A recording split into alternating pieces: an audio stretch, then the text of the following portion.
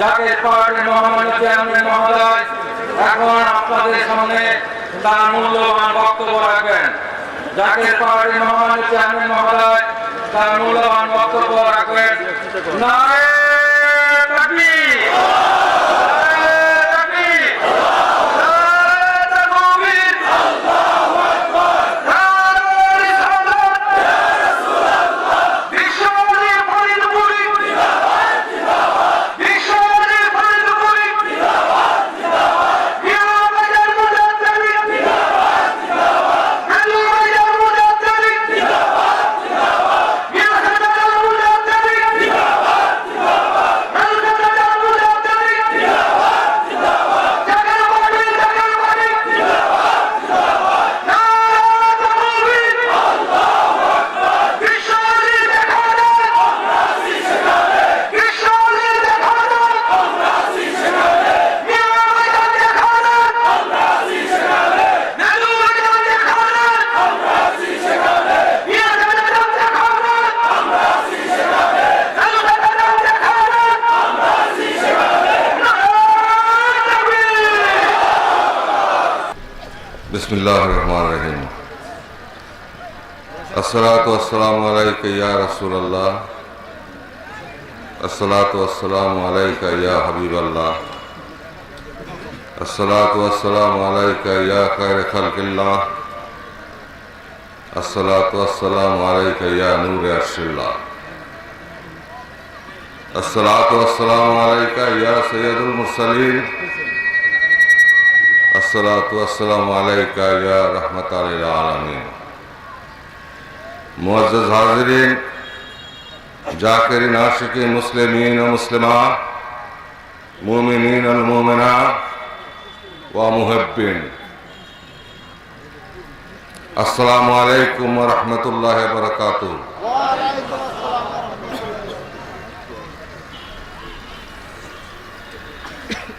আমার আত্মার আত্মীয়, আমার প্রাণের প্রাণ, আমার ভালোবাসার মূর্ত প্রতীক, আমার হৃদয়ের গভীরে লালিত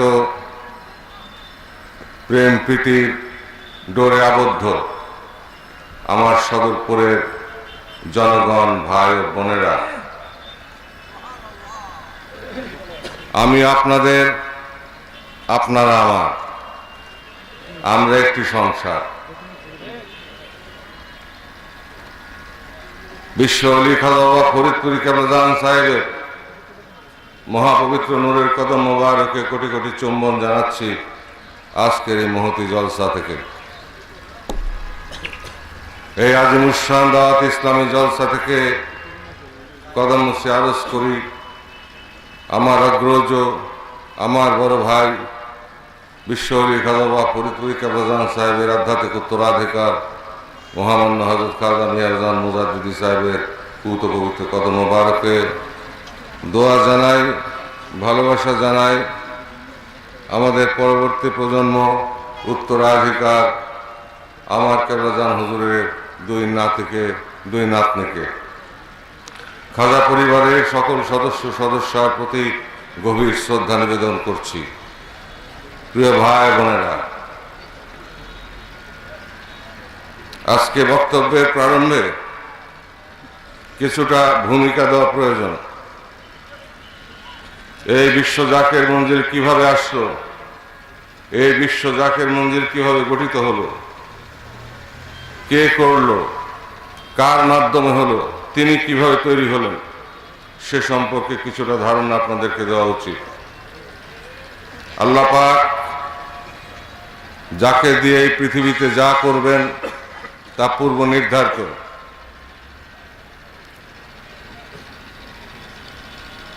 1 লক্ষ বা 2 লক্ষ 24,000 পয়গম্বর সালাত ও তসলিমাত, তেনারা এই ধরাধামে এসেছেন মানুষকে মুক্তি দেওয়ার জন্য, মানুষকে পথ দেখানোর জন্য, মানুষকে শান্তি দেওয়ার জন্য, জগতে এবং পরপারে সুসংবাদ দেওয়ার জন্য। শেষ নবী বিশ্বনবী রাসূল পাক সাল্লাল্লাহু আলাইহি সাল্লাম আবির্ভূত হয়েছিলেন পূর্ণচন্দ্র হিসাবে। মক্কাতে জন্ম লাভ করে মদিনাতে সেই পূর্ণচাঁদের আভায় বিশ্ববাসী মোহিত হয়েছিল। বিশ্বনবী রাসূল পাক সাল্লাল্লাহু আলাইহি সাল্লাম যখন জগতের নিয়মে আল্লাহ তাআলার সান্নিধ্যে চলে যান, তখন আবার অমানিসার গভীর অন্ধকার নিমজ্জিত হয় এ বিশ্ব। মানবতার আলো, প্রেমের আলো আবার নিভে যায়, আবার ধীরে ধীরে তা প্রকাশ পায় খোলাফায়ে রাশিদিনের মধ্যে দিয়ে। ঠিক চাঁদের প্রকাশের মতো চাঁদ যেভাবে ধীরে ধীরে বিকশিত হয়ে আসে, একসময় পূর্ণ চাঁদে রূপান্তরিত হয়, ঠিক তেমনিভাবে এই সৃষ্টি জগতে এই সৃষ্টিকে বাঁচাবার জন্য, বিশেষ করে মানুষকে রক্ষা করবার জন্য, তেমনিভাবে মহামানবগণ আল্লাহ তাআলার তাজাল্লিতে রওশন হয়ে, আল্লাহ তাআলার তাজাল্লিতে প্রজ্বলিত হয়ে পৃথিবীতে আগমন করেন আল্লাহ পাকের ইচ্ছায়, এবং তেনারা নির্ধারিত থাকেন। কিন্তু তারপরেও মনুষ্য অস্তিত্বকে আল্লাহ তাআলার জাত পাকের সাথে মিশানোর জন্য যেসব অগ্নি পরীক্ষা আল্লাহ পাক করেন, তা আমরা পয়গম্বরদের ইতিহাসে দেখি, ওলি আল্লাহদের ইতিহাসে দেখে থাকি। পেটের ক্ষুধা, ক্ষুধার আগুন, মনের আগুন, আপনজন হারানোর বেদনা, অগ্নি পরীক্ষার মধ্য দিয়ে তাদেরকে আল্লাহ পাক কবুল করেন। আল্লাহ তাআলা কোরআন শরীফে বলেন, আমি যাদেরকে ভালোবাসি তাদেরকে আমি অগ্নি পরীক্ষা করি এবং তারপর তাদেরকে আমি কবুল করি।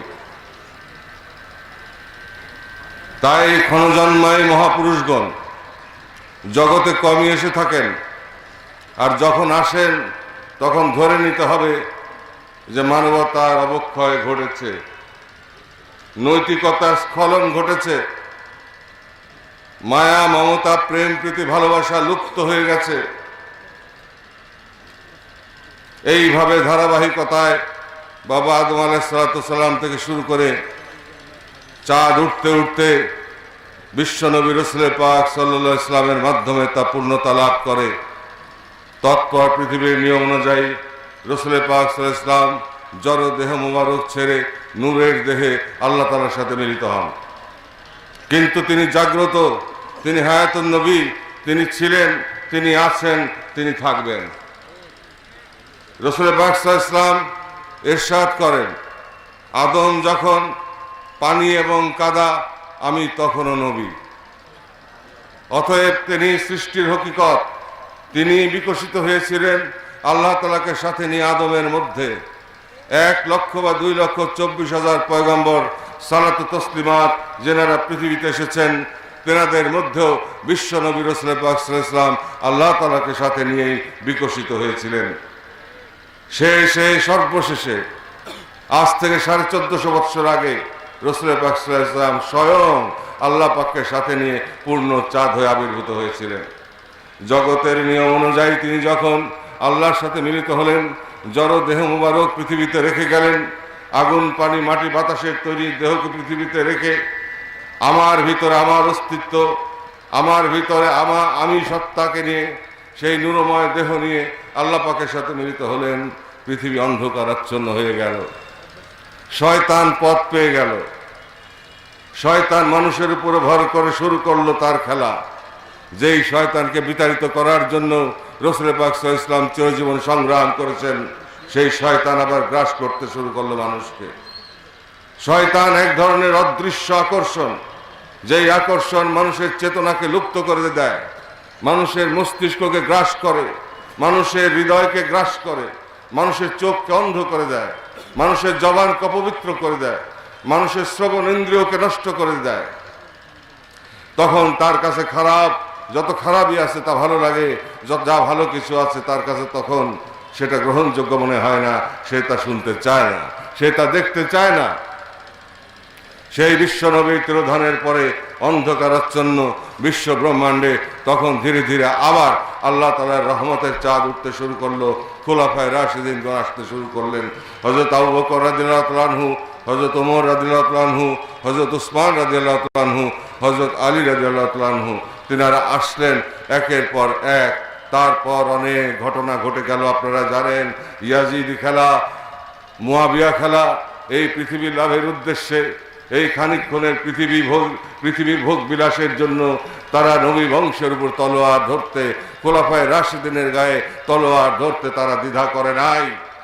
তাদের অন্তরের মধ্যে নবী প্রেম ছিল না, হাতে তাদের কোরআন ছিল, কিন্তু ভিতরে ছিল শয়তান। অতএব এসব কপট নামধারী মুনাফিকদের হাত থেকে মুসলিম জাতিকে বাঁচাতে হবে, বাংলাদেশকে বাঁচাতে হবে। এরা তেল সম্পদ বিক্রি লব্ধ টাকা এবং মধ্যপ্রাচ্য থেকে আনা জাকাতের টাকা, এছাড়াও হজের নামে ব্যবসা করে টাকা উপার্জন করে তা আল্লাহর বন্ধুদের বিরুদ্ধে ব্যবহার করতে চায়, ইসলামের প্রকৃত আলো নিভিয়ে দিতে চায়। তারা গোপনে ইসলামের দুশ্মনদের সাথে অভিসার করে, আর প্রকাশ্যে তারা মুসলমান হিসাবে ঘুরে বেড়ায়, মুসলমানদেরকে নেতৃত্ব দিতে চায়। এই সব কপটদের হাত থেকে আমাদের বাঁচতে হবে। এদের মাথায় পাগড়ি থাকে, এদের দাড়িও থাকে, যেরকম মুয়াবিয়ার ছিল, যেরকম ইয়াজিদের ছিল, যেরকম মীর জাফর আলী খানের ছিল।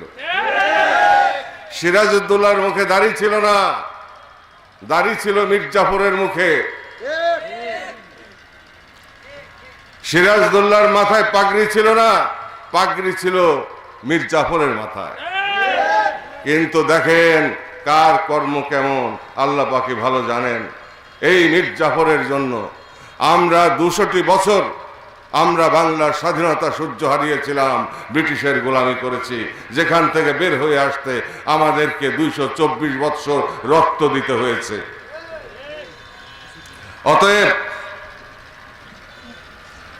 দাড়ি রাখতে বেশি সময় লাগে না, পোশাক পাল্টাতেও বেশি সময় লাগে না, বেশি সময় লাগে গুণ পরিবর্তন করতে।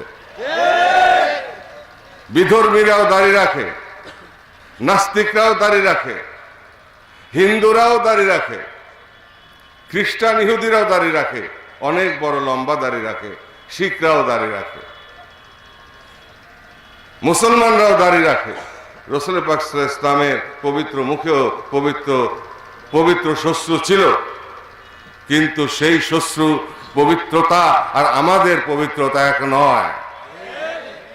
আগে রাসূল পাক সাল্লাল্লাহু আলাইহি ওয়াসাল্লামের গুণাগুণ অর্জন করতে হবে, রাসূল পাক সাল্লাল্লাহু আলাইহি ওয়াসাল্লামের খাসলত ধরতে হবে, রাসূল পাক সাল্লাল্লাহু আলাইহি ওয়াসাল্লামের প্রকৃত গুণে গুণী হতে হবে, উত্তরাধিকার হতে হবে এবং সুরভিত হতে হবে সকল সদ্গুণের মাধ্যমে। কি ন্যায়ানুবর্তিতায়, কি মনুষ্যত্ববোধে, কি মানবতায়, কি ভদ্রতায়, কি আতিথেয়তায়, কি প্রেমে, কি সোহাগে, কি ভালোবাসায়, কি আত্মত্যাগে, সব জায়গায় তার প্রমাণ রাখতে হবে। অতএব কাপড় পরলে, দাড়ি রাখলেই সে মুসলমান হয়ে যাবে এ কথা কিন্তু নিশ্চিত করে বলা যায় না, কারণ বহু মুনাফিক আমাদের মধ্যে ঢুকে গেছে, মসজিদ দখল করে আছে, আরবি শিক্ষা করেছে। আপনারা শুনলে অবাক হবেন, ইসলামিক স্টেট IS নামে একটা প্রতিষ্ঠান বের হয়েছিল কিছুদিন আগে, মধ্যপ্রাচ্যে তারা রক্তের বন্যা বহিয়ে দিয়েছে। কেন? যে 70 বৎসরে মুসলমানরা যা কিছু অর্জন করেছে, মধ্যপ্রাচ্যে অর্থনৈতিক সামরিক যে শক্তি অর্জন করেছে তাকে ধ্বংস করে দেওয়া, যাতে করে ইসরায়েল মুসলমানদের সমস্ত রাষ্ট্রসমূহকে দখল করে নিতে পারে, এমনকি কাবা ঘরও ভেঙে ফেলতে পারে। সেই সুযোগ তৈরি করে দেওয়ার জন্য এই IS সৃষ্টি করা হয়েছিল। অতএব আরবি জানলেই সে মুসলমান হবে এমন কোনো কথা নাই। রাসূল পাক সাল্লাল্লাহু আলাইহি ওয়াসাল্লাম আরবি ভাষায় কথা বলতেন, আরবি ভাষী ছিলেন। আবার আবু জাহেলও কিন্তু আরবি ভাষী ছিল। রাসূল পাক সাল্লাল্লাহু আলাইহি ওয়াসাল্লামের বিরুদ্ধে যারা যে যুদ্ধ করেছে, রাসূল পাক সাল্লাল্লাহু আলাইহি ওয়াসাল্লামের সাথে যারা দুশমনি করেছে, তারা বাংলাদেশ থেকে গিয়ে করে নাই, ভারত থেকে গিয়ে করে নাই, পাকিস্তান থেকে গিয়ে করে নাই, আফগানিস্তান থেকে গিয়ে করে নাই, ইরান থেকে গিয়েও করে নাই, সেই সৌদি আরবের লোকরাই করেছে এবং তারা আরবিতেই কথা বলতো। অতএব আরবিতে কথা বললেই সে একজন মুমিন মুসলমান হয়ে যাবে এমন কোনো কারণ নাই। কারণ আরব দেশে অনেক চোর আছে, অনেক ডাকাইত আছে, অনেক শয়তান আছে, অনেক বদমাইশও আছে। অতএব বিশ্বনবীর মুখনিসৃত বাণী এবং আল্লাহ তাআলা প্রদত্ত কোরআন শরীফের বাণী, আয়াত সমূহ আর আবু জাহেলের আরবি কিন্তু এক নয়। আরবি আমাদের কাছে সবচাইতে সম্মানিত ভাষা, কারণ কোরআন শরীফ নাযিল হয়েছে আরবিতে। আরবি আমাদের কাছে সবচেয়ে সম্মানজনক ভাষা, কারণ বিশ্বনবীর পাক জবান আরবিতে এসেছে। কিন্তু আবু জাহেলের মুখের ভাষা হিসাবে নয়, আবু লাহাবের মুখের ভাষা হিসাবে নয়, আবু সুফিয়ানের মুখের ভাষা হিসাবে নয়, বা আরো যারা দুশ্মন ছিল সেই সময় অগণিত দুশ্মন, তাদের মুখের ভাষা আরবি, সেই আরবি আর বিশ্বনবীর মুখের আরবি এক আরবি নয়। আরো একটি বিষয় এখানে আমি পরিধানযোগ্য আপনাদেরকে স্মরণ করিয়ে দিতে চাই। এখানে বিজ্ঞ উলামায়ে কেরামগণ উপস্থিত রয়েছেন। গারে হেরায়, জবলে নূরে রাসূল পাক সাল্লাল্লাহু আলাইহি ওয়াসাল্লাম যখন ধ্যানস্থ থাকতেন, তখন জিবরাইল আলাইহিস সালাম নাজিল হয়েছিলেন 15 বৎসর পর। তিনি আবির্ভূত হয়ে বললেন, ইকরা, পড়ুন। রাসূল পাক সাল্লাল্লাহু আলাইহি ওয়াসাল্লাম বললেন, আমি পড়তে পারি না। কারণ আল্লাহর হাবিব অক্ষর চিনতেন না জাগতিকভাবে। আমি পড়তে পারি না। জিবরাইল আলাইহিস সালাম আবার বললেন, পড়ুন।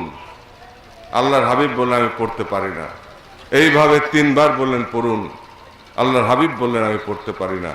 তখন জিবরাইল আলাইহিস সালাম বিশ্বনবী রাসূল পাক সাল্লাল্লাহু আলাইহি ওয়াসাল্লামকে বক্ষে নিয়ে নূরের শরীর দিয়ে এমন জোরে এক চাপ দিল যে রাসূল পাক সাল্লাল্লাহু আলাইহি ওয়াসাল্লামের অস্থি মজ্জা একাকার হয়ে গেল, শরীরে কম্পন উঠল এবং শরীরে উত্তাপ বেড়ে গেল, শরীরে জ্বর উঠে গেল, শরীর কাঁপতে শুরু করলো। এবং রাসূল পাক সাল্লাল্লাহু আলাইহি ওয়াসাল্লাম যা কিছু, ইকরা বিসমি রাব্বিকাল্লাযী খালাক, যা কিছু জিবরাইল আলাইহিস সালাম বললেন, রাসূল পাক সাল্লাল্লাহু আলাইহি ওয়াসাল্লাম গড় গড় করে বলে গেলেন। অতএব এই ইকরা কোন ইকরা? কারণ 18 বছর পর হুদায়বিয়া সন্ধি যখন হয়, ইকরা কি আলিফ বেতে সে, যে আমরা আরবি ভাষা অক্ষরগুলি, হরফগুলি দ্বারা আমরা কোরআন শরীফ শিক্ষা করি, আমরা হাদিস শরীফ পড়ি, এই আলিফ বেতে সে কাফেররা ব্যবহার করে। এটা হচ্ছে যুক্তির কথা। ইসলাম অযৌক্তিক ধর্ম নয়, ইসলাম যুক্তিগ্রাহ্য ধর্ম। ইসলাম সমস্ত প্রশ্নের সমাধান। 18 বছর পরে রাসূল পাক সাল্লাল্লাহু আলাইহি ওয়াসাল্লাম যখন হুদায়বিয়া সন্ধি করেন, তখন লেখা হয়েছিল রাসূল পাক সাল্লাল্লাহু আলাইহি ওয়াসাল্লামের নামের পরে রাসূলুল্লাহ। তখন সুহাইল আপত্তি জানালো, বলল যে রাসূলুল্লাহ আমরা মানি না। রাসূলুল্লাহ যদি মানলাম তাহলে আর এত যুদ্ধ বিগ্রহ কেন? অতএব রসুল শব্দ কাটতে হবে। রাসূল পাক সাল্লাল্লাহু আলাইহি ওয়াসাল্লাম আদেশ করলেন, আলী রসুল শব্দটা কেটে দাও।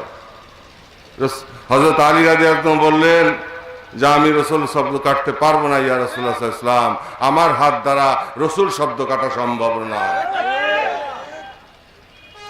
সোহাইলকে জিজ্ঞাসা করা হলো, সোহাইল কি লিখবো? সোহাইল বলল, লিখতে হবে মুহাম্মদ ইবনে আব্দুল্লাহ। রাসূলুল্লাহ সাল্লাল্লাহু আলাইহি ওয়াসাল্লাম বললেন, কথা তো ঠিকই, আমি তো আব্দুল্লাহরও বেটা, আমি তো আব্দুল্লাহরও ছেলে। তখন হযরত আলী রাদিয়াল্লাহু আনহুকে বললেন, আলী আমাকে দেখিয়ে দাও কোন জায়গাটুকু কাটতে হবে। রাসূল পাক সাল্লাল্লাহু আলাইহি ওয়াসাল্লাম তেনার সেই রসুল শব্দটুকু কেটে দিলেন। হযরত আলী রাদিয়াল্লাহু আনহু সেখানে লিখে দিলেন মুহাম্মদ ইবনে আব্দুল্লাহ সাল্লাল্লাহু আলাইহি ওয়াসাল্লাম। তো এই ইকরা কোন ইকরা? যে 18 বছর পরে রাসূলুল্লাহ সাল্লাল্লাহু আলাইহি ওয়াসাল্লাম অক্ষর চিনলেন না, অথচ তাকে পড়তে বলা হলো। কি পড়তে বলা হলো? কি সেই শিক্ষা, কি সেই হরফ? সেই হরফ হচ্ছে ইলমে লাদুন্নি, ইলমে ইসরার। আল্লাহ তাআলা তাজাল্লিয়াতের জগতের যত দীক্ষা, যত শিক্ষা, যত দর্শন, সবকিছুই নবীর মধ্যে প্রবেশ করানো হয়েছিল সেদিন। অর্থাৎ দেহের সাথে হকিকতে মুহাম্মদীর যে প্লাক, যে তাজাল্লিয়াত দ্বারা বিশ্ব ব্রহ্মাণ্ড তৈরি, সেই প্লাক তার মধ্যে গেঁথে দেওয়া হয়েছিল সেদিন। তারপর বিশ্বনবী আল্লাহর দিকে উরুজ করতে শুরু করলেন, তিনি আল্লাহর দিকে ধাবিত হতে থাকলেন। এক সময় মেরাজ হলো, আল্লাহ তাআলার সাথে মিলন ঘটলো জাত পাকের সাথে। এক ধনুক বা তারও নিকটবর্তী স্থানে আল্লাহর সাথে তার কথাবার্তা হলো। 27 বৎসর পর্যন্ত, জগতের 27 বৎসর পর্যন্ত রাসূল পাক সাল্লাল্লাহু আলাইহি ওয়াসাল্লাম মেরাজে ছিলেন। এবং সেখান থেকে 5 ওয়াক্ত নামাজের আদেশ আমাদের উপরে আসে। প্রথম 50 ওয়াক্ত নামাজ, তারপরে কমাতে কমাতে কমাতে কমাতে সেটা 5 ওয়াক্ত নামাজে আসলো। আমাদের জন্য সেই 5 ওয়াক্ত নামাজ ফরজ হয়ে গেল। অতএব আজ যারা মেরাজ অস্বীকার করেন, প্রকারান্তরে তারা নামাজ উঠিয়ে দিতে চান। আজ যারা রাসূল পাক সাল্লাল্লাহু আলাইহি ওয়াসাল্লামের ভুল ধরেন বা বলেন যে রাসূলুল্লাহ সাল্লাল্লাহু আলাইহি ওয়াসাল্লামও ভুল করতে পারে, তারা প্রকৃতপক্ষে কোরআন শরীফ বদলে দিতে চান। এবং এদের সংখ্যা এখন বেশি, কারণ পয়সার বিনিময়ে এদেরকে ক্রয় করা হয়েছে, শিক্ষিত করা হয়েছে। রাসূল পাক সাল্লাল্লাহু আলাইহি ওয়াসাল্লাম পয়সা নিয়ে আসেন নাই, কোন ওলি আল্লাহ টাকা পয়সা নিয়ে আসে নাই। তারা আসছে আল্লাহর শক্তি নিয়ে, সিনার মধ্যে খোদাকে নিয়ে, আল্লাহ পাকের সাথে নিয়ে এসেছে। কোরআন শরীফ কোন প্রেসে প্রিন্ট হয়ে রাসূলুল্লাহর কাছে আসে নাই। কোরআন শরীফ এসেছে রাসূল পাক সাল্লাল্লাহু আলাইহি ওয়াসাল্লামের সিনার মধ্যে, যাকে শরহে সদর বলা হয়। আলাম নাশরাহ লাকা সাদরাকা ওয়া রাফা'না লাকা যিকরাকা। এই আধ্যাত্মিকতা, যা আত্মার অধিক শব্দ থেকে আধ্যাত্মিকতা শব্দ এসেছে, এটা সম্পর্কে আমাদের কোনো ধারণা নাই। অথচ আধ্যাত্মিকতার সর্বোচ্চ মাকাম হচ্ছে ইসলাম, রাসূল পাক সাল্লাল্লাহু আলাইহি ওয়াসাল্লামের ধর্ম। ইসলাম শেষ ধর্ম। ইসলাম, ইন্নাদ-দীনা ইনদাল্লাহিল ইসলাম। এই ইসলামকে আল্লাহ তাআলা পরিপূর্ণ করেছেন নিয়ামত হিসাবে। কি নিয়ামত? পৃথিবীতে যাতে আমরা শান্তি লাভ করতে পারি, ফিদ দুনিয়া হাসানা, দুনিয়ার সকল প্রকার শান্তির জন্য এবং পারলৌকিক সকল মুক্তির জন্য এবং সর্বোচ্চ পুরস্কারের জন্য ইসলামকে, রাসূল পাক সাল্লাল্লাহু আলাইহি ওয়াসাল্লামের দ্বীনের মধ্যে দিয়ে আল্লাহর নিয়ামত পূর্ণতা লাভ করেছে। অতএব আজকে যারা এর বিরোধিতা করে, তাদেরকে অন্তত মুসলমান বলা যায় না। তাই বিশ্বনবী রাসূল পাক সাল্লাল্লাহু আলাইহি ওয়াসাল্লাম হাদিস শরীফে ইরশাদ করেন, আখেরি জামানায় সারা পৃথিবীতে সুরম্য মসজিদ হবে, কিন্তু আমার উম্মত থাকবে না। মসজিদের পবিত্রতা থাকবে না, কোরআন শরীফ থাকবে, তাফসীর থাকবে না। আলেমরা দ্বীনে ইলম হাসিল করবে দুনিয়া লাভের উদ্দেশ্যে। বনী ইসরাইল 72 ভাগ হয়েছিল, আমার উম্মত 73 ভাগ হবে, 72 ভাগ জাহান্নামে যাবে। 1 ভাগ থাকবে আহলে সুন্নাত ওয়াল জামাত, সেই 1 ভাগ জান্নাতে হবে। তো সেই সময় কিন্তু আমাদের সামনে, আমরা কিন্তু সেই সময় উপনীত হয়েছি। এখন আসুন দেশের অভ্যন্তরের কথা।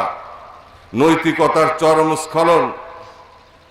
যখনই পৃথিবীতে অশান্তি এসেছে, মানুষ খারাপ হয়েছে, মানুষের নৈতিকতার অবক্ষয় ঘটেছে, তখনই একজন করে মহামানবকে আল্লাহ তাআলা পূর্ব থেকেই তৈরি করে রেখেছেন, নির্ধারণ করে রেখেছেন, তাকে পৃথিবীতে প্রেরণ করেছেন খোদাই শক্তির দ্বারা। কি কারণে? মানুষকে সভ্য বানানোর জন্য, মানুষকে আদর্শবান বানানোর জন্য, মানুষকে প্রেম প্রীতি ভালোবাসার ডোরে আবদ্ধ করার জন্য, মানুষের মধ্যে মানবিক গুণাবলীর উৎকর্ষতা বিধান করার জন্য তেনারা পৃথিবীতে এসেছেন।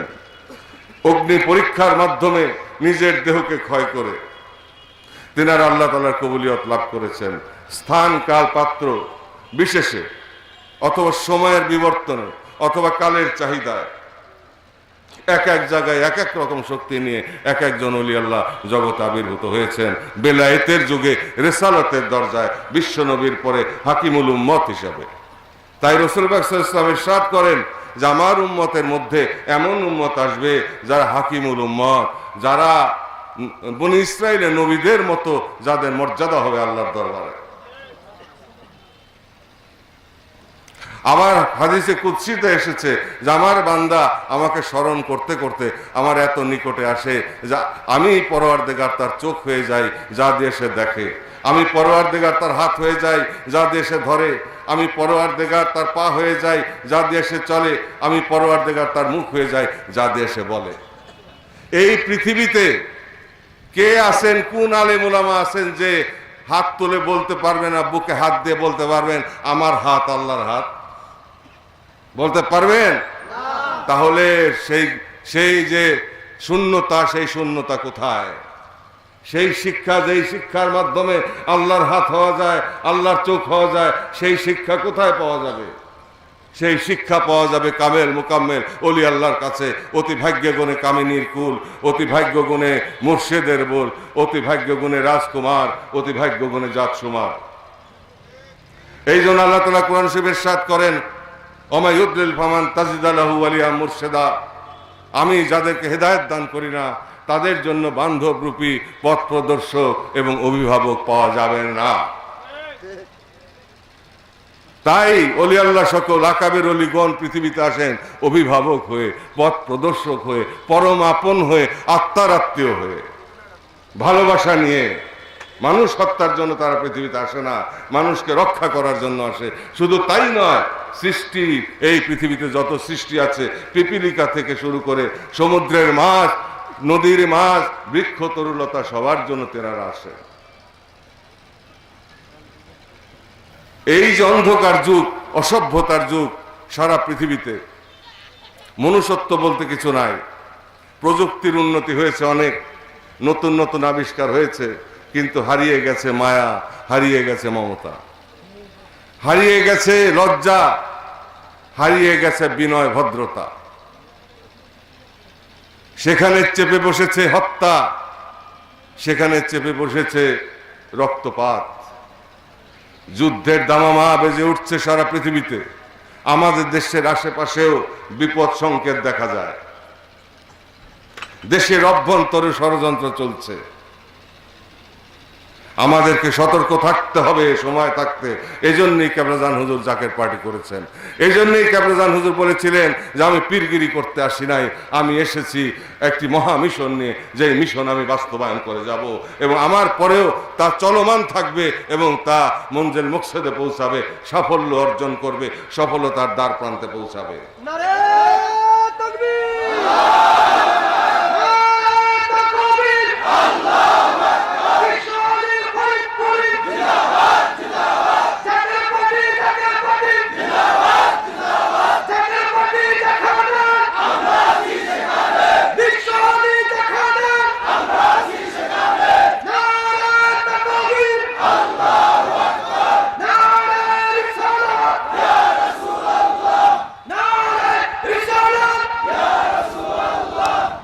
তাই সেই মহামানব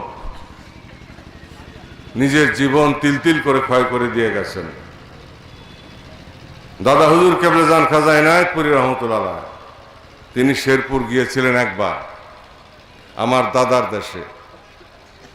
সেখানে গিয়ে আমার দাদা জানের কাছে বলেছিলেন, আপনার এই দুই ছেলেকে আমাকে দেন, আমাকে দান করেন। আমার দাদা জান বলেছিলেন, হুজুর আমি দিয়ে দিলাম। আপনার কোনো দাবি নাই তো? না, আমার কোনো দাবি নাই। তাহলে আজকের থেকে এই দুই ছেলে আমার ছেলে? হুজুর আপনার ছেলে। তারপর থেকে 8 বছর বয়স যখন আমার বাবার হলো, কেবলাজান হুজুর যখন জন্ম লাভ করেন তার কিছুদিন পরেই আমার দাদি ইন্তেকাল করেন। মাতৃহারা এই সন্তান ফুপুর কাছে বড় হয়েছে। তারপর সেই শিশুকে 8 বছর বয়সে এনায়েতপুর শরীফে দাদা হুজুর কেবলাজান নিয়ে গেলেন। আমার দাদা জান নিয়ে গেলেন দাদা হুজুর কেবলাজানের কাছে। দাদা হুজুর কেবলাজান তাকে রেখে দিলেন, কাছে রেখে দিলেন। তারপরে একদিন বললেন, যখন একটু বয়স বাড়লো তখন বললেন, বাবা আল্লাহকে যদি পেতে চাও ত্যাগী হও। এই কথাটা নিয়ে এবং তারপর বিদায় দিলেন। আজকে আমি এখানে ভাষণ দিতে আসি নাই, আমি কিছু কথা বলতে আসছি আমার আপন জনদের কাছে, আমার ভাই বোনদের কাছে। কে খাজা বাবা ফরিদপুরি? কেন তিনি ফরিদপুর আসলেন? আসামের মহারাজা ৩৫০০ একর জমি আমার দাদাকে লাখেরাজ করে লিখে দিয়েছিল সম্মান করে। ৩৫০০ একর জমি, সেই সম্পদের যে অংশ দাদা হুজুর কেবলাজান যখন বললেন, বাবা যদি আল্লাহকে পেতে চাও ত্যাগী হও, ত্যাগ স্বীকার না করে কেউ আল্লাহকে পায় নাই। এবং তারপর আমার কেবলাজান হুজুরকে বিদায় দিলেন, বাড়ি পাঠিয়ে দিলেন। বাড়িতে গিয়ে দাদাজানকে হুজুর কেবলা বললেন, আব্বাজান কেবলাজান হুজুর তো এই কথা বললেন। তখন দাদাজান বলছেন, বাবা কথাটা অত্যন্ত মারাত্মক কথা, পৃথিবীতে তোমার কিছুই থাকতে পারবে না। অতএব তোমার সম্পদ আমি আলাদা করে দেই, তুমি তোমার সম্পদে যে কয়েকশো বিঘা বা কয়েক হাজার বিঘা পাবা সেটা থেকে তুমি বিক্রি করে তোমার পীরের কদমে দিয়ে দাও, তোমার পৃথিবীতে কিছু থাকতে পারবে না, ধন সম্পদের মালিক তুমি আর থাকবা না।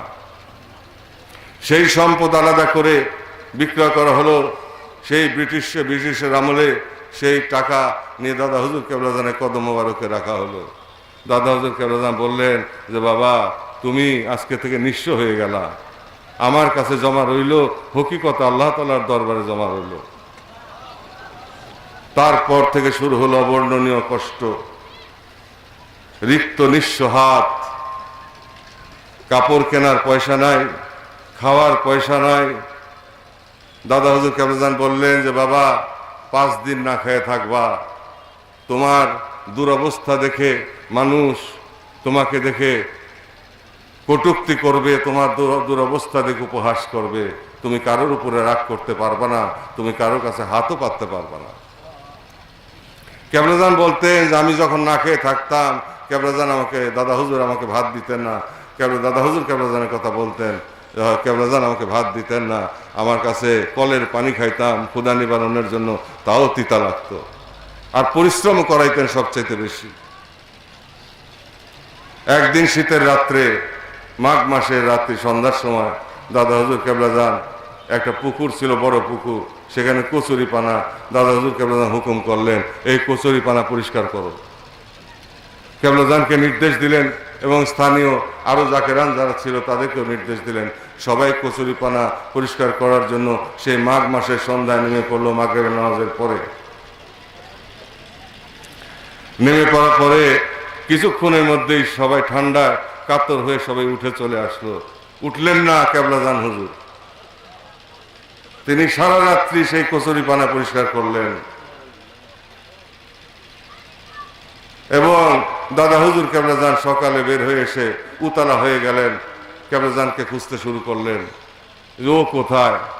তখন জাকের ভাইরা বলল যে হুজুর উনি তো সেই পুকুরেই আছে, আপনার হুকুম তো উনি অমান্য করে নাই, তিনি পুকুর থেকে উঠে নাই, সবাই চলে আসছে, সারা রাত্রি উনি সেই পুকুরের মধ্যে আছে। তখন দাদা হুজুর কেবলাজান চোখের পানি মুছে সে পুকুরের পাড়ে গিয়ে বলেন বাবা তুই তো মারা যাবি, তুই তাড়াতাড়ি উপরে আয়। তখন কেবলাজান হুজুর উপরে আসলেন, আসার পরে দেখা গেল হাজার হাজার যোগ হুজুর কেবলার গায়ের ভিতরে রক্ত চুষা খাইতেছে। তখন দাদা হুজুর কেবলাজান পাক জবানে ফরমাইছিলেন যে বাবা এই যে যোগগুলি হাজার হাজার যোগ ওকে ধরে রক্ত খাইতেছে, এইভাবে তামাম দুনিয়ার মানুষ ওকে এইভাবে জোকের মতো ধরে রাখবে।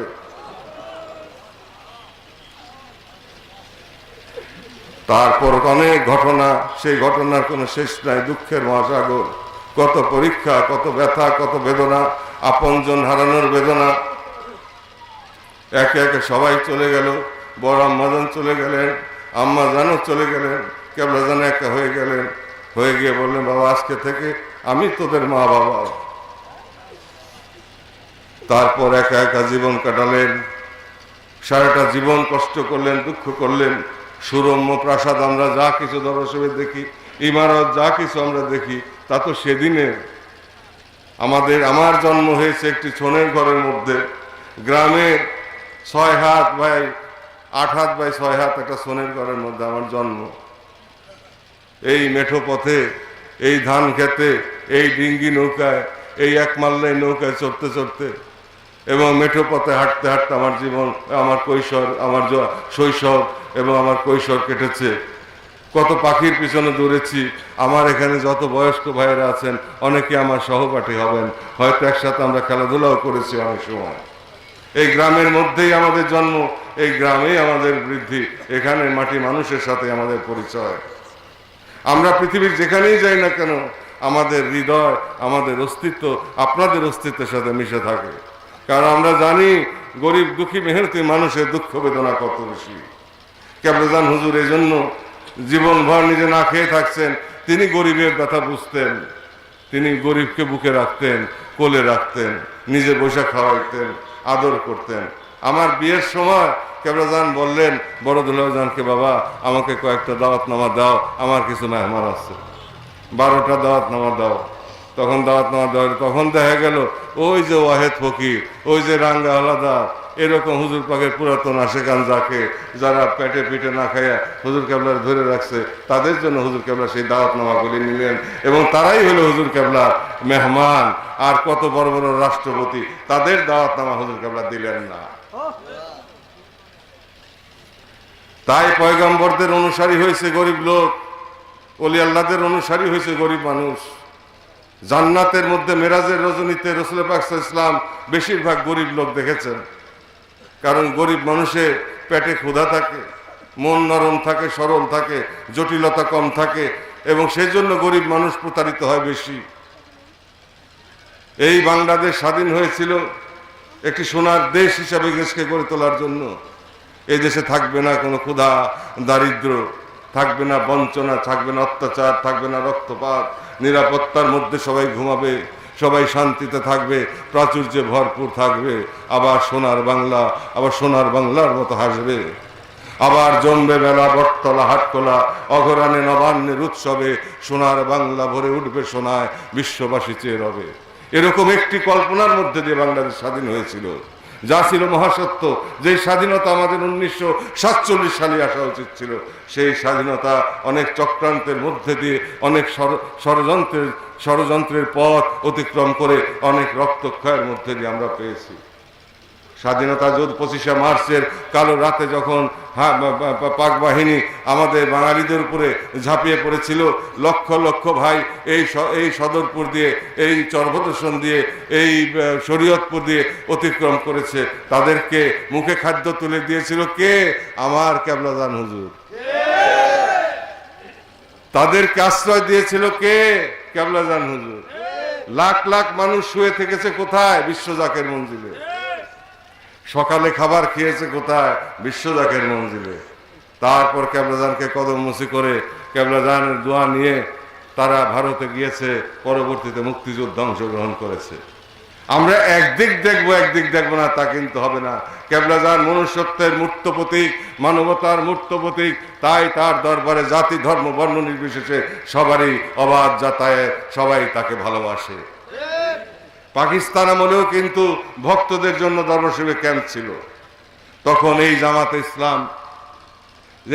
ইসলাম, যারা ইসলামের ধ্বজাধারী হিসাবে মুসলমানদেরকে অমুসলিম দুশ্মনদের হাতে নিক্ষেপ করতে চায়, খ্রিস্টানদের পায়ের নিচে পিষ্ট করতে চায়, ইহুদিদের পায়ের নিচে পিষ্ট করতে চায়, এই জামাতে ইসলামের সভাপতি ছিল তখন আলাউদ্দিন খান সদর ফরিদপুরে। সে পাক বাহিনীকে বলল, 17ই এপ্রিল পাক বাহিনী বা 18ই এপ্রিল পাক বাহিনী ফরিদপুরে ঢুকে, তখন তারা উন্মত্ত জগৎবন্ধুর আঙ্গিনায় তারা সাধুদেরকে হত্যা করলো। তখন তারা কান পড়া দিল যে এরকম আটরশির এক পীর সাহেব আছে, সে বিধর্মীদেরকে আশ্রয় দেয়। তখন এবং এই দরবারকে ধ্বংস করে দেওয়া উচিত। পাক বাহিনী ব্যাপক এক বহর নিয়ে এবং কামান বন্দুক নিয়ে গভীর রাত্রে আক্রমণ করার জন্য দরবারের দিকে ধাবিত হয়। কিন্তু আল্লাহ যাকে বাঁচাবেন, আল্লাহর বন্ধুকে আল্লাহ রক্ষা করেন। পাক বাহিনীর ট্রাকটা পুকুরিয়া অতিক্রম করে আসার পরে বেশ কয়েকটা ট্রাক উল্টে পড়ে যায় খাদের মধ্যে। 7 জন মারা যায়, 39 জন আহত হয়।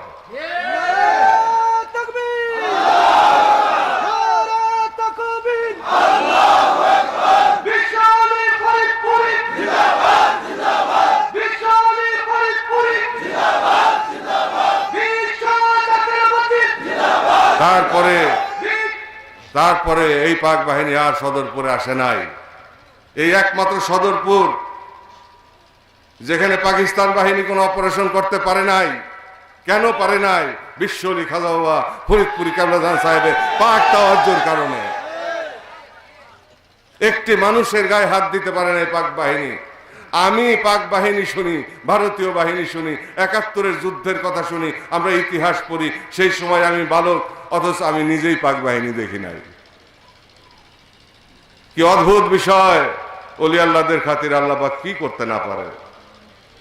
তারপর যখন স্বাধীনতা হলো, স্বাধীনতা আসলো, মুক্তিযোদ্ধারা প্রবেশ করলো বিশ্ব জাকের মঞ্জিলে। তারা পতাকা উত্তোলন করলো বাংলাদেশের 1972 সালের ওরস শরীফে মুক্তিযোদ্ধারা স্টেন গান ঝুলিয়ে হাজার হাজার সাইকেল নিয়ে এই পিয়াজখালী থেকে জাকেরানদেরকে রিসিভ করে নিয়ে আসলো এবং ৭২ সালের ওরস শরীফ ইন্তেজাম করলো মুক্তিযোদ্ধারা। তাই কেমন ওলি আল্লাহ, যার দিকে সকলেই ঝুঁকে থাকে কিন্তু অসুর তার কাছে চাপতে পারে না। আল্লাহ পাক চাপতে দেন না, আল্লাহর বন্ধুকে আল্লাহ কুওয়াতের কেল্লা হেফাজতে রাখে। আমি নিজে দেখেছি 1971 সালে 25শে March, 26শে March, 27শে March, 28শে March lakh lakh ভাই যখন এখানে আসতে থাকলো, কেবলাজান হুজুর সমস্ত পাকশালা খুলে দিলেন এবং সেখানে খিচুড়ি রান্না করে করে ড্রামে করে করে জাকের ভাইরা নিয়ে নিয়ে সেখানে তাদের মুখে আহার জোগাইছে। তারপর তারা দরস হয়ে গেছে, সেখানে রাত্রি যাপন করে সকালে কেবলাজানের পাক কদমে চুম্বন করে তারপর তারা ভারতে গেছে কেবলাজানের দোয়া নিয়ে। তার অপরের অনেক ঘটনা আছে, যেই ঘটনাগুলি ছিল সম্পূর্ণরূপে একটি কৌশল মাত্র, যাতে করে আমাদের এখানে পাক বাহিনী প্রবেশ করতে না পারে। আমার দেশের জনগণ হিন্দু, মুসলমান, বৌদ্ধ, খ্রিস্টান যাতে অক্ষত থাকে সেই কৌশল অবলম্বন করা হয়, যার জন্য ভক্তদের ক্যাম্প দরবার শরীফে চিরদিন ছিল, এখনো আছে। পাকিস্তান আমলেও ছিল, হুজুর কেবলা কোনো রাষ্ট্রপতির ধার ধারেন নাই। আইয়ুব খান আসতে চাইছিল, মুনায়েম খানের কাছে খবর পাঠাইছিল, মুনায়েম খান বড় দুলাউজানকে জানাইছিল, কেবলাজান বলছিলেন বাবা আমি ফকির মানুষ, গরিব দুঃখী মানুষ নিয়ে আমার কাজ, রাষ্ট্রপতির সাথে আমার কোনো সম্পর্ক নাই, রাষ্ট্রপতি যেন আমার কাছে না আসে। তো এইরকম মহামানব আমার কেবলাজান হুজুর, সেই মহামানব 40 বৎসর অভুক্ত অবস্থায় ঘুরতে ঘুরতে থাকতে থাকতে কষ্ট করতে করতে শেষ ওরস শরীফের সময় দাদা হুজুর কেবলাজান সমস্ত জাকেরানদেরকে দূরে সরিয়ে দিয়ে বিদায়ের পর ওরস শরীফের পরে কেবলাজানকে কাছে ডেকে নিলেন, নিয়ে বললেন, লাল ভাই ছিল মুক্তার বাপ, বাতাস করতেছিল, সবাইকে বলে আপনারা চলে যান দূরে। মুক্তার বাপও পাখা ছেড়ে দিছিল। তখন বলে বাবা তুমি পাখা করো, কারণ একজনকে সাক্ষী রাখবেন আল্লাহ, দাদা হুজুর কেবলাজান আল্লাহর পক্ষ থেকে। তখন দাদা হুজুর কেবলাজান চোখের পানি ছেড়ে দিয়ে বললেন যে বাবা আমি তোমার জীবন এবং যৌবন, সমস্ত জীবন এবং যৌবন ধ্বংস করে দিয়েছি, কিন্তু আমার ইচ্ছায় নয়, আল্লাহ তাআলার হুকুমে। সমস্ত পৃথিবী তোমার দিকে তাকায় আছে, রাসূল পাক সাল্লাল্লাহু আলাইহি ওয়াসাল্লাম তোমার জন্য খাস একটি কাজ রেখে দিয়েছেন, আর সেই কাজের দায়িত্ব তোমার মাথার উপর অর্পণ করা হলো। আল্লাহ তাআলা আকাশে বাতাসে অন্তরিক্ষে সমস্ত দরজা তোমার জন্য খুলে দিয়েছেন। তুমি যাও ফরিদপুরে, ফরিদপুর তোমার দাদা পীর সাহেবের দেশ, যেখানে তাকে থাকতে দেয় নাই, সেখান থেকে কলকাতায় চলে গিয়েছিলেন, তুমি সেখানে যাও এবং সেখানে তুমি সত্যের পতাকা উড্ডীন করো, সেখানে তুমি আল্লাহ তাআলা তাজাল্লির জ্যোতি তুমি সেখান থেকে প্রকাশ করো, সেখানেই মনুষ্যত্ববোধের মানবতার পাদপীঠ তৈরি করো, বিশ্ব মানবতার নিরাপত্তা স্থান তৈরি করো এবং সেখান থেকে ইসলামের প্রকৃত শিক্ষার আলো প্রজ্বলিত করে দিকে দিকে ছড়িয়ে দাও। তারপরে 2টি টাকা দিয়েছিলেন, ব্রিটিশ আমলের 2টা টাকা। কেবলাজান হুজুর নিতে চান নাই। দাদা হুজুর বললেন বাবা আপন মুর্শিদের কাছে চাইয়া মুরিদ পায় না, আর আমি তোমাকে দিতে চাই, তুমি নিতে চাও না কেন? নাও, আমি তোমাকে বলতেছি তুমি নাও। সেই টাকা 2টা হুজুর কেবলা কম্পিত হস্তে নিলেন, নিয়ে চুমু খেয়ে বুকে রাখলেন, বুকে ধরে রেখে বিদায় হয়ে গেলেন। কিন্তু সেই টাকা 2টা হুজুর পাক ভাঙেন নাই, সেই টাকা 2টা এখনো আছে। এই সারাটা রাস্তায় নায়কপুর থেকে আটপুর পর্যন্ত কেবলাজান হাইটে আসছেন না খায়। সেই টাকা 2টা হুজুর পাক রেখে দিয়েছিলেন বড় আম্মাজানের কাছে, সেখান থেকে ছিল আম্মাজানের কাছে, এখন সেটা মিয়াজানের কাছে রক্ষিত আছে। কেবলাজান বলছেন যে একটা আমার ইহকালের বাদশাহী, আর একটা আমার পরকালের বাদশাহী। এই বাদশাহী শুধু কেবলাজানের জন্য না, এটা রূপক অর্থে এই বাদশাহী কেবলাজানের অনুসারীদের জন্য, এই বাদশাহী কেবলাজানের পথের পথিকদের জন্য, অর্থাৎ রাসূলুল্লাহ সাল্লাল্লাহু আলাইহি ওয়াসাল্লামের সত্য তরিকার অনুসারী প্রকৃত অনুসারীদের জন্য এই বাদশাহী, এই সুসংবাদ। ভাই এবং বোনেরা আমার, পৃথিবীর এই বিপদসংকুল সময়ে যখন প্রযুক্তির সর্বোচ্চ মাত্রার উৎকর্ষতা অর্জিত হয়েছে, কিন্তু মনুষ্যত্ববোধের চরম অবক্ষয় হয়েছে, লজ্জা শরম নাই, মায়া দয়া নাই, মানুষ সাধারণ কারণে মানুষকে টুকরো টুকরো করতে, হত্যা করতে দ্বিধা করে না, যার দুর্গন্ধ ধীরে ধীরে বাংলার আকাশে, ধীরে ধীরে বাংলার বাতাসের মধ্যে প্রবেশ করছে। আমাদের দেশেও এখন প্রতিদিন খবরের কাগজে, টেলিভিশনের সংবাদ আমরা দেখতে পাই, শুধু খারাপ খবর, শুধু খারাপ খবর, শুধু খারাপ খবর, শুধু হত্যার খবর, শুধু হত্যার খবর, শুধু হত্যার খবর। বাংলাদেশের মানুষ তো এরকম ছিল না। এই শিক্ষা কারা দেশে এনেছে? এই শিক্ষা যারা এনেছে তাদেরকে বাংলাদেশ থেকে ঝেঁটিয়ে বিদায় করতে হবে, ঝেঁটিয়ে বিদায় করতে হবে বাংলাদেশ থেকে। এক শ্রেণীর ভণ্ড পীর নেমেছে, টেলিভিশন অ্যাডভার্টাইজমেন্ট দেয়, ওনরা মেসমেরিজম করে। ওই যে কোথায় আসামের সেই কোন পাহাড়, যে কোথায় যেন যায় মেসমেরিজম শেখার জন্য, কামরূপ কামাখ্যা থেকে উনি আধ্যাত্মিক দীক্ষা নিয়েছেন। তারপর উনি সমুদ্রের থেকে উঠে আসতেছেন, উনার এখানে আসার কারণে লটারি পাইছে। এরকম পীরে নাকেশ পীর, ভণ্ড পীরে ছায়ে গেছে। এরাই ওলি আল্লাহদের বদনামের একমাত্র কারণ। আর তৈরি হয়েছে ভণ্ড মাওলানা। এরা আবার এদেরকে তাসাউফের নিদর্শন হিসাবে প্রদর্শন করে যে ওলি আল্লাহ কিরকম, ওলি আল্লাহ তাসাউফ বা আল্লাহর রাস্তার মুসাফির যারা, তাদের নমুনা কি দেখো। এই নমুনা দেখে তারা সুযোগ নিচ্ছে এবং ওলি আল্লাহদের বিষোদ্গার করে চলছে, সত্যের বিষোদ্গার করে চলছে, মুসলমানদেরকে পথভ্রষ্ট করতেছে। তো একদিকে ভণ্ড পীরের ফেতনা, আর একদিকে ভণ্ড মৌলবীর ফেতনা। এই দুই ফেতনার মধ্যে এসে আমরা পড়ছি। প্রযুক্তির উৎকর্ষতা হয়েছে, মনুষ্যত্ববোধ অধপতনে গেছে, মানুষের ভিতর ভ্রাতৃত্ববোধ নাই, মানুষ সীমাহীন আত্মকেন্দ্রিক, সীমাহীন স্বার্থপর, মানুষের একতা নাই, মানুষের ভিতরে প্রেম প্রীতি ভালোবাসা নাই। আর মুসলমানদের মধ্যে তো একতা নাই। নামাজ আছে, রোজা আছে, হজ আছে, জাকাত আছে, সবই আছে, কিন্তু সবকিছুর ভিতরে কেমন যেন একটা কমার্স ঢুকে গেছে, একটা ব্যবসা ঢুকে গেছে। কোরআন শরীফে আল্লাহ পাক বলেন যে আমার আয়াত বিক্রি করো না, অথচ সেই আয়াত বিক্রির জন্য পয়সা নেওয়া হয়। পয়সা দিয়ে কন্ট্রাক্ট করলে পরে নামাজ হয়, সেই ইমাম দিয়ে নামাজ পড়ানো হয়। কন্ট্রাক্টে যাইয়া ওয়াজ করা হয়, জ্ঞান ঝাড়া হয়, রসুলের হাদিস এবং আল্লাহর কোরআন শোনানো হয়, ব্যাখ্যা করা হয়। পয়সা ছাড়া সম্ভব না। পয়সা দিতেই হবে, 1 টাকাই হোক আর 1 কোটি টাকাই হোক, পয়সা দিতে হবে। এমনকি পবিত্র হজ, হজ মানে হচ্ছে ইসলামের অন্যতম স্তম্ভ। হজ, হজ মানে হজ, হজ হজ হজ শব্দের অর্থ হচ্ছে পবিত্র ইচ্ছায় সফর।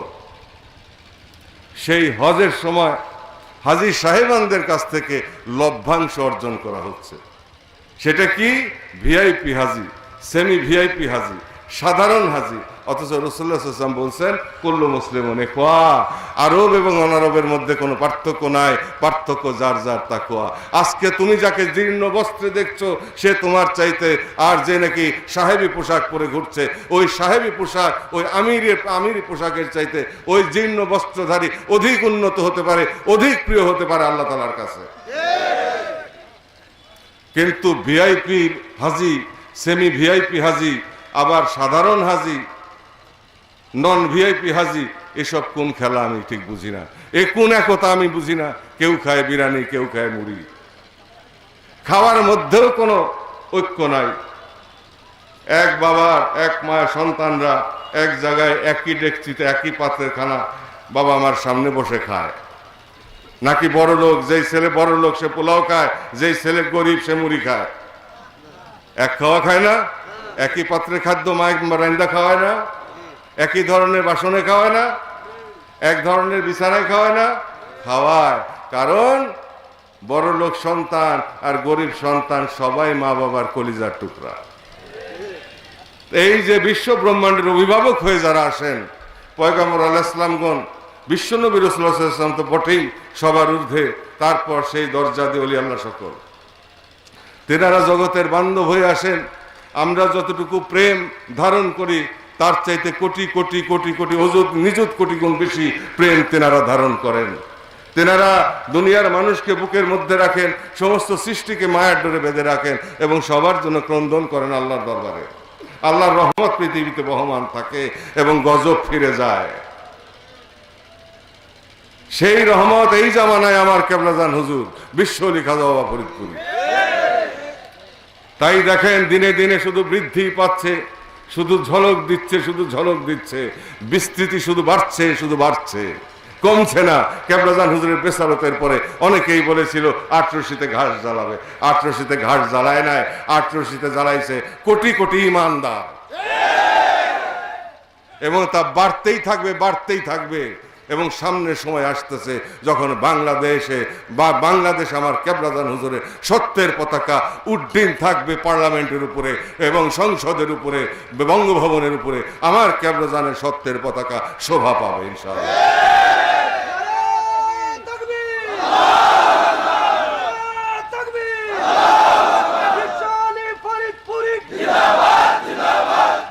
আপনারা জানেন এরপর এই যে পাক বাহিনীর গল্প শোনাইলাম, 71 সালে 25শে মার্চ থেকে 30শে মার্চ পর্যন্ত যত ঘটনা শোনাইলাম, সুদীর্ঘকাল পর্যন্ত যে ইতিহাস হয়ে গেল তা শোনাইলাম। এরপরে 1976 সালে মুশতাক আসলো ক্ষমতায়, তখন দুদুনিয়া আসলো আমাদেরকে আক্রমণ করতে, দরবার শরীফ আগুন দিয়ে পোড়াই দিয়ে। এই সদরপুরে এই মাঠের মধ্যে সে আয়োজন করেছিল, আমরাও এসেছিলাম এই জলসায়, আমাদেরকে মঞ্চ থেকে নামিয়ে দেওয়া হয়েছিল। কারণ আমাদেরকে উনি ঘৃণা করলেন। আমাদেরকে নামাজের সময়, আসরের নামাজের সময় আমাদেরকে মঞ্চে দাঁড়াতে দেওয়া হলো না। আমরা নেমে গেলাম, স্থানীয় ভাইয়েরা আমাদেরকে কয়েকটা চেয়ার এনে দিলেন, কারণ তারা তো আমাদেরকে আদর করে ভালোবাসে। আমাদের বেইজ্জতি তো আমার সদরপুরের ভাইরা বোনেরা সহ্য করতে পারে না, পারে কি? তারা দৌড়ে একটা চেয়ার এনে দিল, দুটো তিনটা চেয়ার এনে দিল, আমরা নিচে বসলাম। তারপরে তো ঘটনা ঘটলো। এরপরে শিবচরে গিয়ে উনি তো এখানে পারলেন না, উনি এখানে আল্লাহ ওনাকেই অপমান করলেন। এবং উনি যখন শিবচরে গেলেন, আমরা জলসা দিলাম শিবচরে আমাদের লোকজনদেরকে মারার জন্য হাজার হাজার ঢাল সরকি নিয়ে ওনার লোকজন ঘিরে ফেললো চারদিকে। কেবলাজান হুজুর বলছিলেন, বাবা আমি তোমাদেরকে আল্লাহ তাআলার রহমতের চাদরের নিচে ঢেকে রেখেছি, শিবচর মাঠের মধ্যে তোমরা থাকবা, মাঠের ওই পাশে খাল অতিক্রম করে তোমরা কেউ যায় না। আমি আল্লাহ তাআলার কাছে দরখাস্ত করেছি, আল্লাহ পাক তোমাদেরকে ওই মাঠের ভিতরে রহমতের চাদর দিয়ে ঢেকে রাখবেন, তোমরা মাঠ অতিক্রম করে তোমরা কেউ যায় না। শিবচর থানার সমস্ত কর্মকর্তা এবং সিপাহীদেরকে তারা হাত করেছিল, কিন্তু আল্লাহর কি অমোঘ বিধান যে একটা সরকি নিক্ষেপ করেছিল জাকেরানদের উপরে, সেই সরকিটা জাকেরানদের উপরে না পড়ে ওই যে তাদের পূর্ব থেকে নির্ধারিত এবং পূর্ব থেকে আপন করে নেওয়া পুলিশ বাহিনীর যিনি ওসি সাহেব ছিলেন, ঠিক তিনার মাথার উপরে গিয়ে পড়ল। পড়ার সাথে সাথেই পুলিশ বিগড়ায় গেল, শুরু করলো গুলির তুবড়ি সুর ছুটতে থাকলো। মাদারীপুর থেকে অতিরিক্ত পুলিশ আসলো। ঘটনা এখানেই শেষ নয়। রাত্রিবেলায় তারা ওত পেতেছিল যে আমাদের যেসব লঞ্চগুলি বাইরে থেকে এসেছে সেইগুলি তারা আরিয়াল খার মধ্যে আটকাবে এবং সেখানে হত্যাকাণ্ড চালাবে। কিন্তু শুরু হলো ঘূর্ণিঝড়, এমন প্রচন্ড ঘূর্ণিঝড় আর বজ্রপাত, একসাথে 10টা 15টা করে মানে বজ্রপাত ঠাডা পড়ে, যাকে আমাদেরকে বাস পড়ে সেরকম বজ্রপাত। এত জোরে বজ্রপাত আমি জীবনেও শুনি নাই। তা আল্লাহ তাআলার বন্ধুর সাথে যে দুশ্মনী রাখে, হাদিসে কুদসিতে এসেছে, আল্লাহ তাআলা বলেন আমার বন্ধুর সাথে যে দুশ্মনী করে আমি পরওয়ারদিগার তার সাথে জিহাদ ঘোষণা করি, যুদ্ধ ঘোষণা করি। তো কেবলাজান হুজুর একদিনে বিকশিত হন নাই, তিনি আজকের না, আজ থেকে 70 বছর আগে যে দ্বীপ শিখা তিনি জেনেছিলেন, তাই আজকে ধীরে ধীরে বৃদ্ধি পেতে পেতে আজকে সারা বাংলাদেশে আনাচে কানাচে সমুদ্র হিমাচল সেই আলো, সেই দীপ্তি ছড়িয়ে পড়ছে এবং সীমান্ত অতিক্রম করে সারা পৃথিবীর দিকে ধেয়ে যাচ্ছে সেই সত্যের আহ্বান। বাংলাদেশের অভ্যন্তরে মানবতার যে অবক্ষয় শুরু হয়েছে বিদেশিদের চক্রান্তে, বিদেশি সংস্কৃতির নামে, প্রযুক্তির নামে। আমি প্রযুক্তি বিরোধী নই, কিন্তু প্রযুক্তির অসৎ ব্যবহার, এর বিরুদ্ধে আমি। প্রযুক্তির অসৎ ব্যবহারের নামে যুব সমাজ, বালক, কিশোর, যুবকদেরকে যেইভাবে বিপথে নেওয়া হচ্ছে, ইয়াবা, হিরোইনের মাধ্যমে যেভাবে বিপদে নেওয়া হচ্ছে, সেখানে অবশ্যই আমার আপত্তি আছে। এদেশের মানুষদেরকে, এদেশের ভবিষ্যৎ প্রজন্মকে কোনোভাবেই পস্তে দেওয়া যাবে না। তাদেরকে রক্ষা করতে হবে। আমাদের বয়স বাড়ছে, পৃথিবীর নিয়মে একদিন আমরা থাকবো না। কখন আমরা চলে যাব আমরা তা জানি না। কুল্লু নাফসিন যায়কাতুল মউত, সবাইকে মৃত্যুর স্বাদ চাখতে হবে। এই জড় দেহ ছাড়তে হবে, আরেকটি দেহের মধ্যে দিয়ে আল্লাহর দরবারে যেতে হবে, আলমে বর্জকে যেতে হবে। আমরা কতদিন এই পৃথিবীতে আছি জানি না। আমাদের পরবর্তী প্রজন্ম ইয়াবাকে, হিরোইনকে, অস্ত্র হাতে, শয়তান তথাকথিত রাজনীতির নামে উচ্ছৃঙ্খল এইসব নেতৃবৃন্দের হাতে পড়ে ধ্বংস হয়ে যাবে। তা আমরা জাকের পার্টি কোনোভাবে হতে দেব না বাংলার মাটিতে।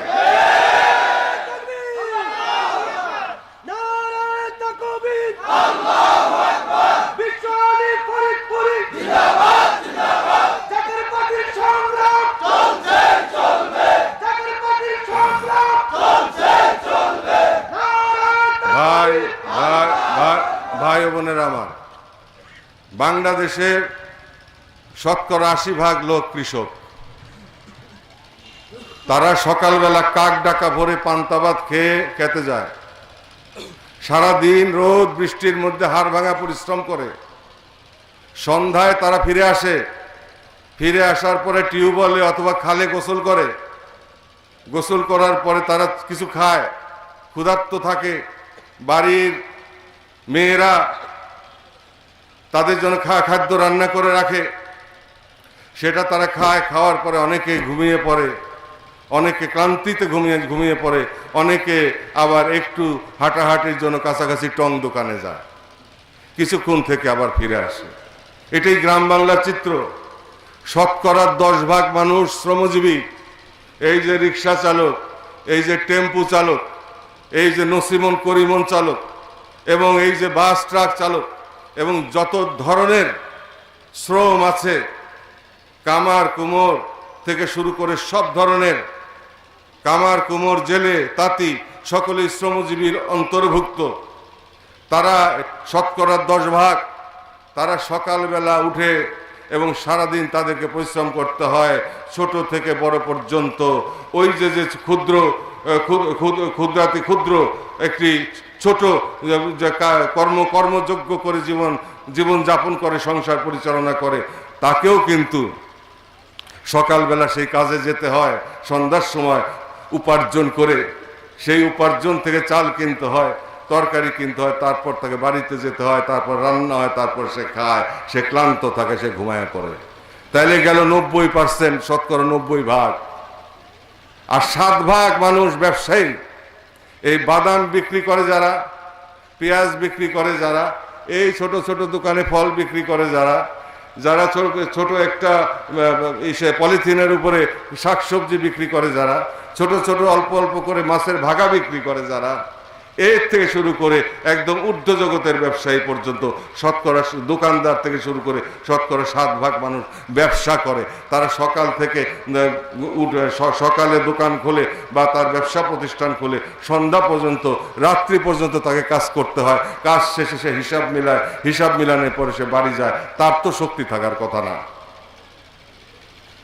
এই বৈশা বৈশা গাল গল্প করার শক্তি তার গায়ে থাকার কথা না, কৃষকের গায়ে থাকার কথা না, এই শ্রমিকের গায়ে থাকার কথা না, ব্যবসায়ী সমাজের গায়ে থাকার কথা না। কারণ তারা জীবন যুদ্ধে এত বেশি দুর্বল হয়ে পড়ে যে তাদেরকে বিশ্রাম নিতে হয় পরের দিনের সংগ্রামের জন্য। তো থাকে 3%, এই 3% বেকার। এদের চাকরি বাকরি নাই। এদের মধ্যে একটি ভাগ আছে যারা হুন্ডার গুন্ডার পিছনে ঘুরে, যারা হুন্ডার উপরে বসে গুন্ডামি করে। এই যতই রাজনীতিবিদ দেখবেন, এখন বর্তমানে যেসব রাজনৈতিক চর্চা শুরু হয়েছে, আর মুখ দিয়ে যেসব ভাষা বের হয়, কোন ভদ্রলোকের মুখ দিয়ে ভাষা বের হইতে পারে না। রাজনীতি হচ্ছে রাজত্ব পরিচালনা নীতি। রাজত্বটা কি? এই যে আপনাদের একটা সংসার, এটাও কিন্তু একটা রাজত্ব। এখানেও কিন্তু একজন প্রধানমন্ত্রী থাকে, একজন প্রেসিডেন্ট থাকে, বাবা প্রেসিডেন্ট, মা প্রধানমন্ত্রী।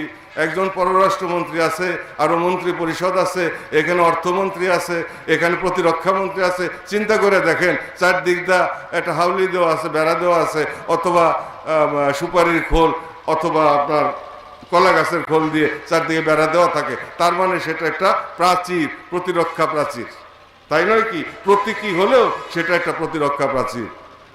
ঘরের ভিতরে যদি ডাকাত আক্রমণ করে, চোর ঢুকে, আত্মরক্ষার ব্যবস্থা থাকে, তার মানে সেখানে প্রতিরক্ষা মন্ত্রণালয় আছে, আছে না?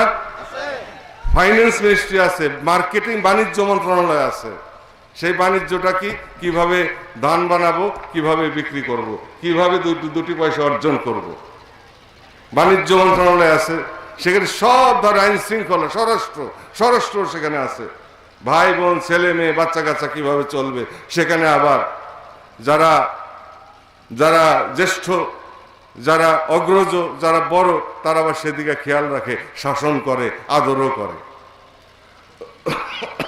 তবে এই শাসনের মধ্যে আদর নিহিত থাকে, আদর নিহিত থাকে। সেজন্য বলে যে শাসন করা তারই সাজে, সোহাগ করে যে। আল্লাহ তাআলা শাসন করেন, সোহাগও করেন। এটা হচ্ছে আল্লাহর রং। সূরা বাকারায় আল্লাহ বলেন, আমার রঙে রঙিন হও। আল্লাহর রং হচ্ছে সমস্ত সুন্দরতম যা কিছু আছে সবই আল্লাহর রং।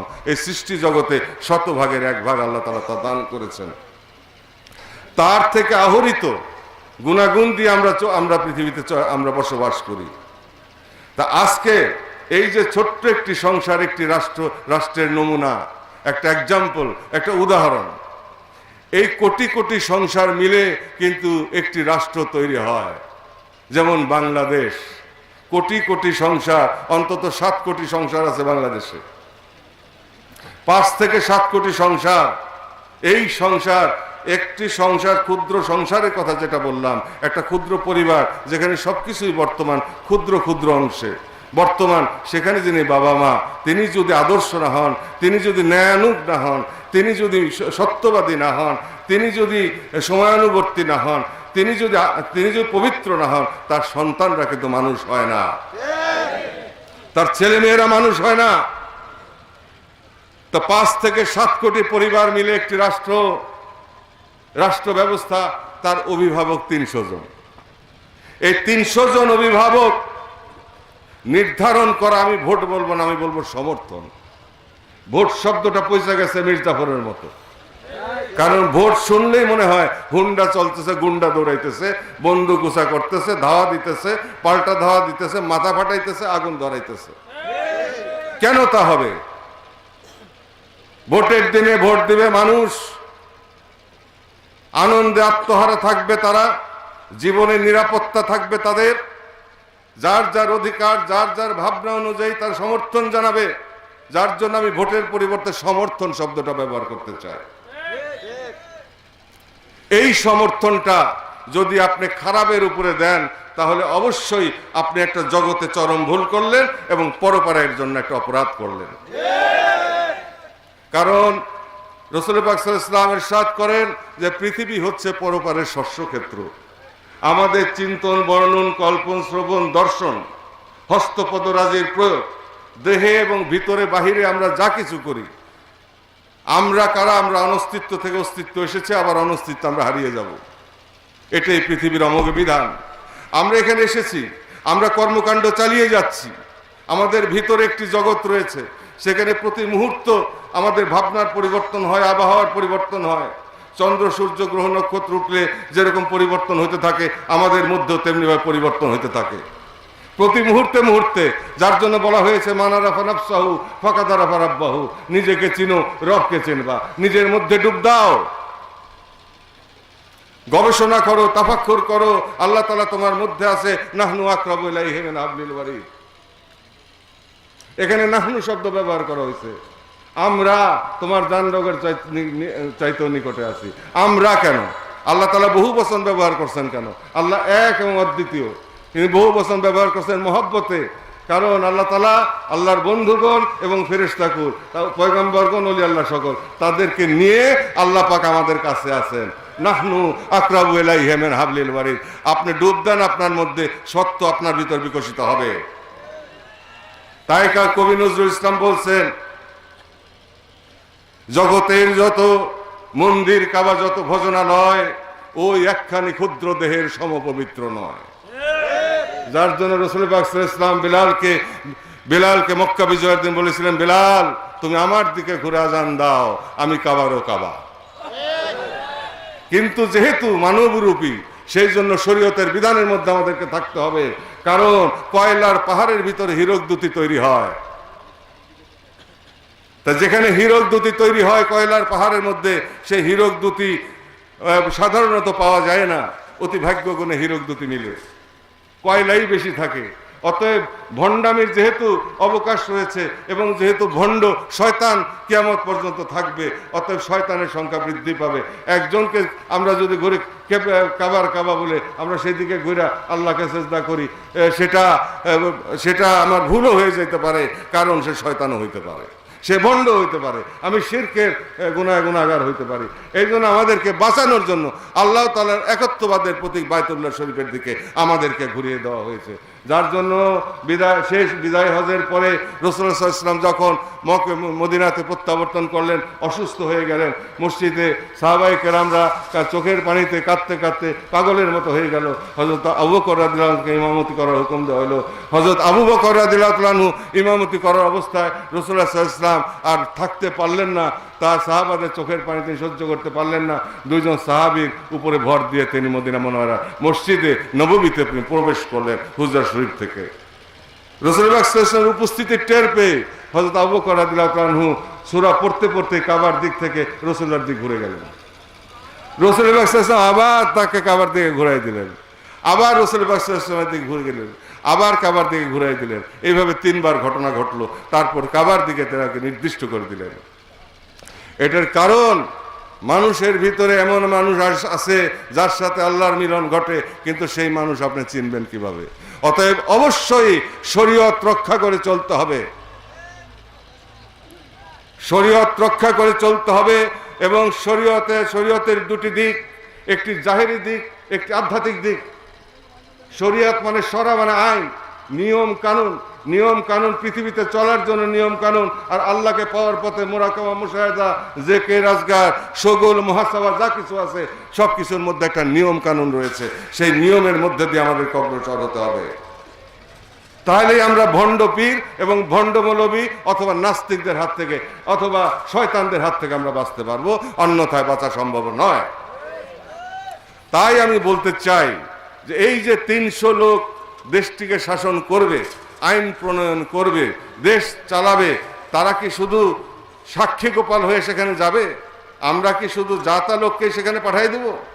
আমরা কি একজন পাইলাম, একজনে আমাকে মিষ্টি কথা দিয়ে ভুলাইলো, অভিনয় করলো, আমাকে প্রতারণা করলো, আর আমি তাকে ভোট দিয়ে দিলাম, আমি তাকে সমর্থন দিলাম, আমি ভালো করলাম না খারাপ করলাম, দেশের উপকার করলাম না অপকার করলাম, একজন পবিত্র মানুষকে আনলাম না একটা শয়তানের চেয়ারে বসাইলাম, সেটাকে আমরা ভাইবা দেখবো না? এর সাথে কি আমাদের ভাত কাপড়, আমাদের ভবিষ্যৎ জড়িত নয়? আমাদের জীবন, আমাদের দৈনন্দিন জীবন যাপন, আমাদের জীবনের নিরাপত্তা জড়িত নয়? এর সাথে কি আমাদের ভবিষ্যৎ প্রজন্মের, আমাদের প্রজন্মের ভবিষ্যৎ প্রজন্মের ভবিষ্যৎ ভাগ্য তাদের সাথে জড়িত নয়? আমরা কি এদের হাতে দেশকে ছেড়ে দিয়ে দেশকে সর্বনাশের শেষ প্রান্তে নিয়ে যাব? অবশ্যই যাব না। আমরা এমন একটি বাংলাদেশ নির্মাণ করে রেখে যেতে চাই যেই বাংলাদেশ হবে পৃথিবীর ভিতরে সর্বশ্রেষ্ঠ দেশ এবং সর্বশ্রেষ্ঠ ঐশ্বর্যশালী দেশ। ক্যাবলাজান পাক জবানে ফরমাইলেন একদিন 1994 সালে আমাদের 2 ভাইকে সামনে রেখে যে, বাবা, বাংলাদেশ হবে পৃথিবীর সর্বশ্রেষ্ঠ ধনী রাষ্ট্র। তোমার দাদা পেশাবের ওসিলায় আল্লাহ পাক বাংলাদেশকে সর্বশ্রেষ্ঠ ধনী রাষ্ট্র করবেন। আমার দেশের মানুষ ডলারের উপর দিয়ে হাঁটবে, তলি আল্লাহর দরবার হইতে না যায় না কোনো কথা বলে না, আল্লাহর হুকুম ছাড়া কোনো কথা বলে না। অতএব সামনে যে সময় উপস্থিত হচ্ছে, এই সময় অত্যন্ত ক্রান্তিলগ্ন। দেশের জন্য দেশের ভিতরে দেশের বাহিরে ষড়যন্ত্র হচ্ছে। আশপাশের দেশ থেকে মানবতা বিপর্যস্ত হয়ে মানুষ বাঁচার জন্য বাংলাদেশে আশ্রয় গ্রহণ করছে। আরো ষড়যন্ত্র অব্যাহত আছে, চলমান আছে। দেশের মধ্যে ত্রিমাত্রিক ষড়যন্ত্র চলছে। এর মধ্যে দিয়ে আমাদের উন্নতির ধারা বহমান আছে, কিন্তু এই উন্নতি যাতে এই সমস্ত অকাল কুৎসাণ্ড এবং এবং কি বলে এদেরকে, যে অযোগ্য নেতৃত্বের কারণে, উচ্ছৃঙ্খল নেতার কারণে, আমাদের ভুলের কারণে এমন কোন নেতা, এমন কোন মীর জাফর যেন আমাদের মাথার উপর এসে না বসে, যাতে করে আমাদের ভবিষ্যৎ শেষ হয়ে যায়, আমরা আবার বিপদের মহাসমুদ্রে পড়ে যাই। এমন কোন মীর জাফরকে যেন আমরা সমর্থন না দিই। আল্লাহ পাক আমাদেরকে মস্তিষ্ক দিয়েছেন, এই বিচার হবে। চোখ দিয়েছেন, বিচার হবে। মুখ দিয়েছেন, বিচার হবে। সমস্ত ইন্দ্রিয় সমূহ দিয়েছে, হাত দিয়েছেন, যেটা দিয়ে আমি সমর্থন দেই সেটারও বিচার হবে। আমি যেন এমন কোনো ভুল না করি, যেমন একজন লোককে এনে বসাই দিলাম, যেই লোকটা একটা সাক্ষাৎ ইবলিস, যেই লোকটা একটা এজিদ অথবা এক মীর জাফর, সে এসে নিজের আখের গুছাইলো, সব শেষ করে দিল। এটাই তো হইতেছে। আপনি দেখেন কোন রিক্সাওয়ালা, শরীর ফর্সা কোন রিক্সাওয়ালা পাবেন, রিক্সাওয়ালা ভাইদেরকে পাবেন? শরীরের চামড়া ফর্সা এমন কোন রিক্সাওয়ালা ভাই আছে? শরীর মোটা এমন কোন রিক্সাওয়ালা ভাই আছে? এমন কোন কৃষক ভাই আছে যার চামড়া ফর্সা বা শরীর মোটা? নাই। এমন কোন করাতি ভাই আছে? এমন কোন খেটে খাওয়া মানুষ আছে যার চামড়া ফর্সা, শরীর মোটা, শরীরের মধ্যে মেদ জমছে? নাই। আছে কারা? যারা বড় বড় কথা বলে, অভিনয় করে, হুসার দিয়া মাছ মারে, আপনাদের সাথে একসাথে মাজায় গামছা বাইন্দা নাইমা সাতরায়, সিজনাল বার্ড বলে এদেরকে। ক্ষণে ক্ষণে তারা উড়ে উড়ে আসে সাইবেরিয়া থেকে, আবার উড়ে তারা সাইবেরিয়ায় চলে যায়। স্বার্থ উদ্ধার হয়ে গেল, আপনাদের কাজও শেষ হয়ে গেল। আবার দেখা হবে 5 বছর পর, নাকি? আমার এই কথাটাকে কয়জনে সমর্থন করেন? শতভাগ ভাইয়েরা, ভাইয়ের বোনের সরকার।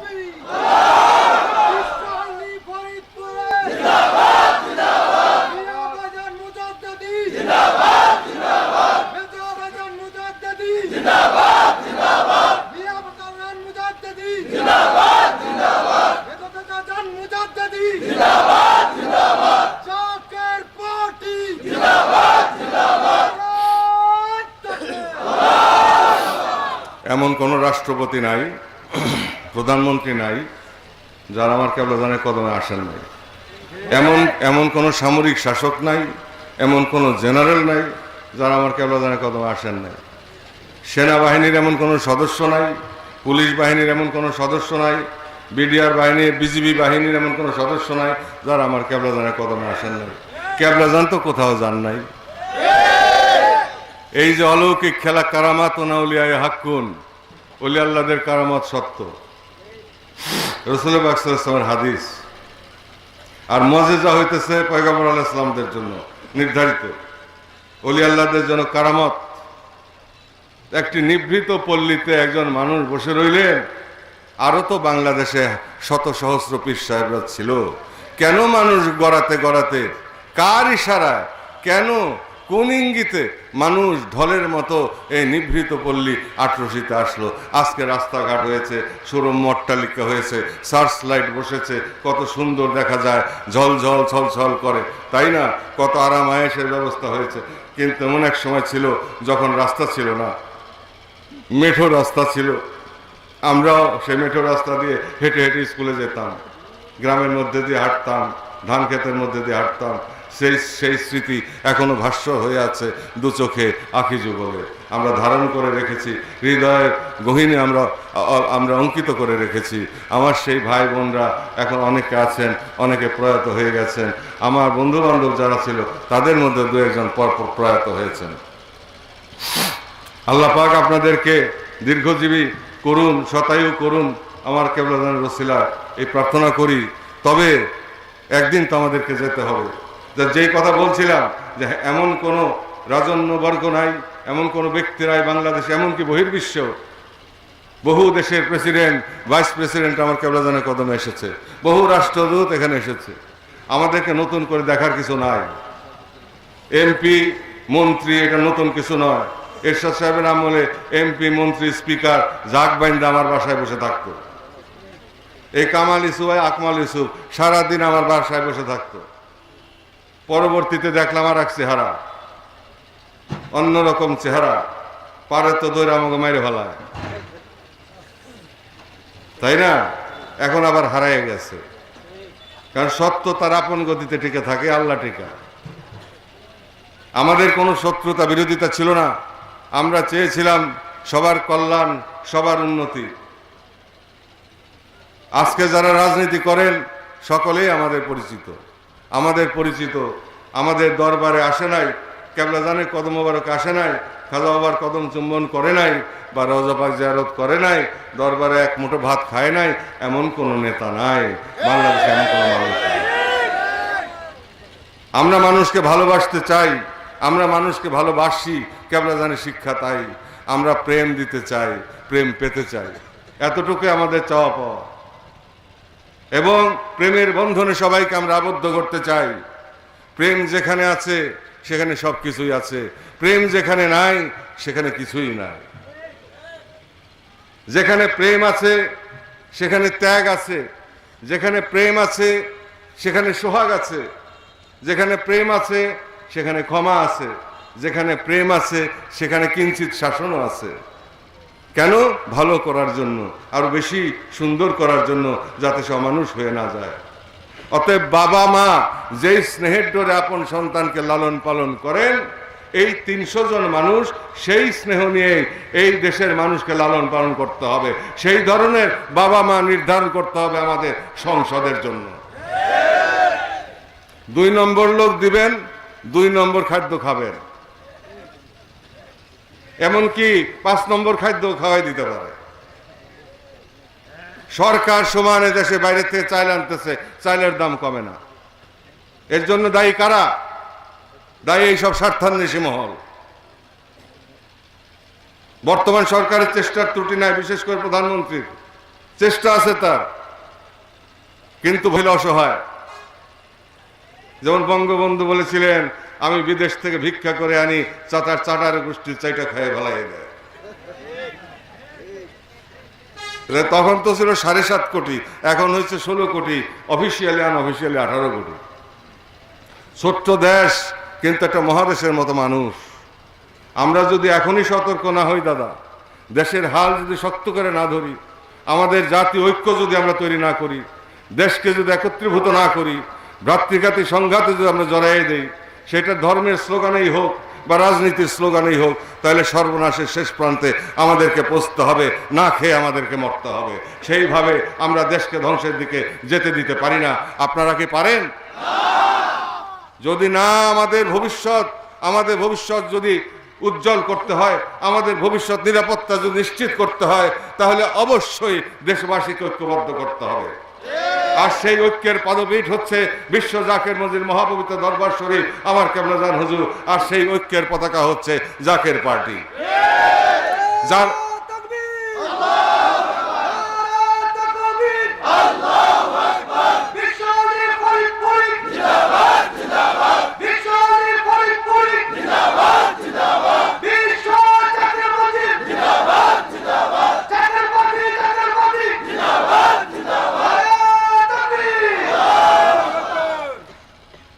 সারা দেশে আমাদের সংগঠন অত্যন্ত শক্তিশালী। কক্সবাজার থেকে শুরু করে ভোলা পর্যন্ত এমন কোনো প্রান্তর নাই যেখানে আমাদের কমিটি নাই, এমন কোনো প্রান্তর নাই যেখানে আমাদের লোকবল নাই। আমরা কি পারতাম না হরতাল দিতে? আমরা পারতাম না অবরোধ দিতে?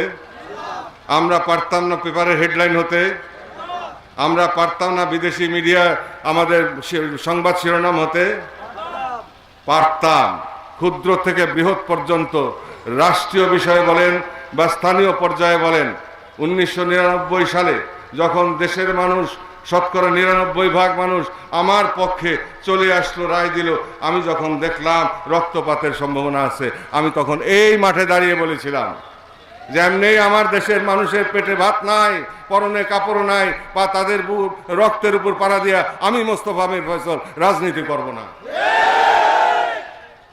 আপনারা আমাকে সমর্থন করছেন, আমি এমপি হয়েছি, আমার মকসুদ পুরা হয়ে গেছে। আপনারা কোটি ভোট দিলেও আমাকে জিতাবে না।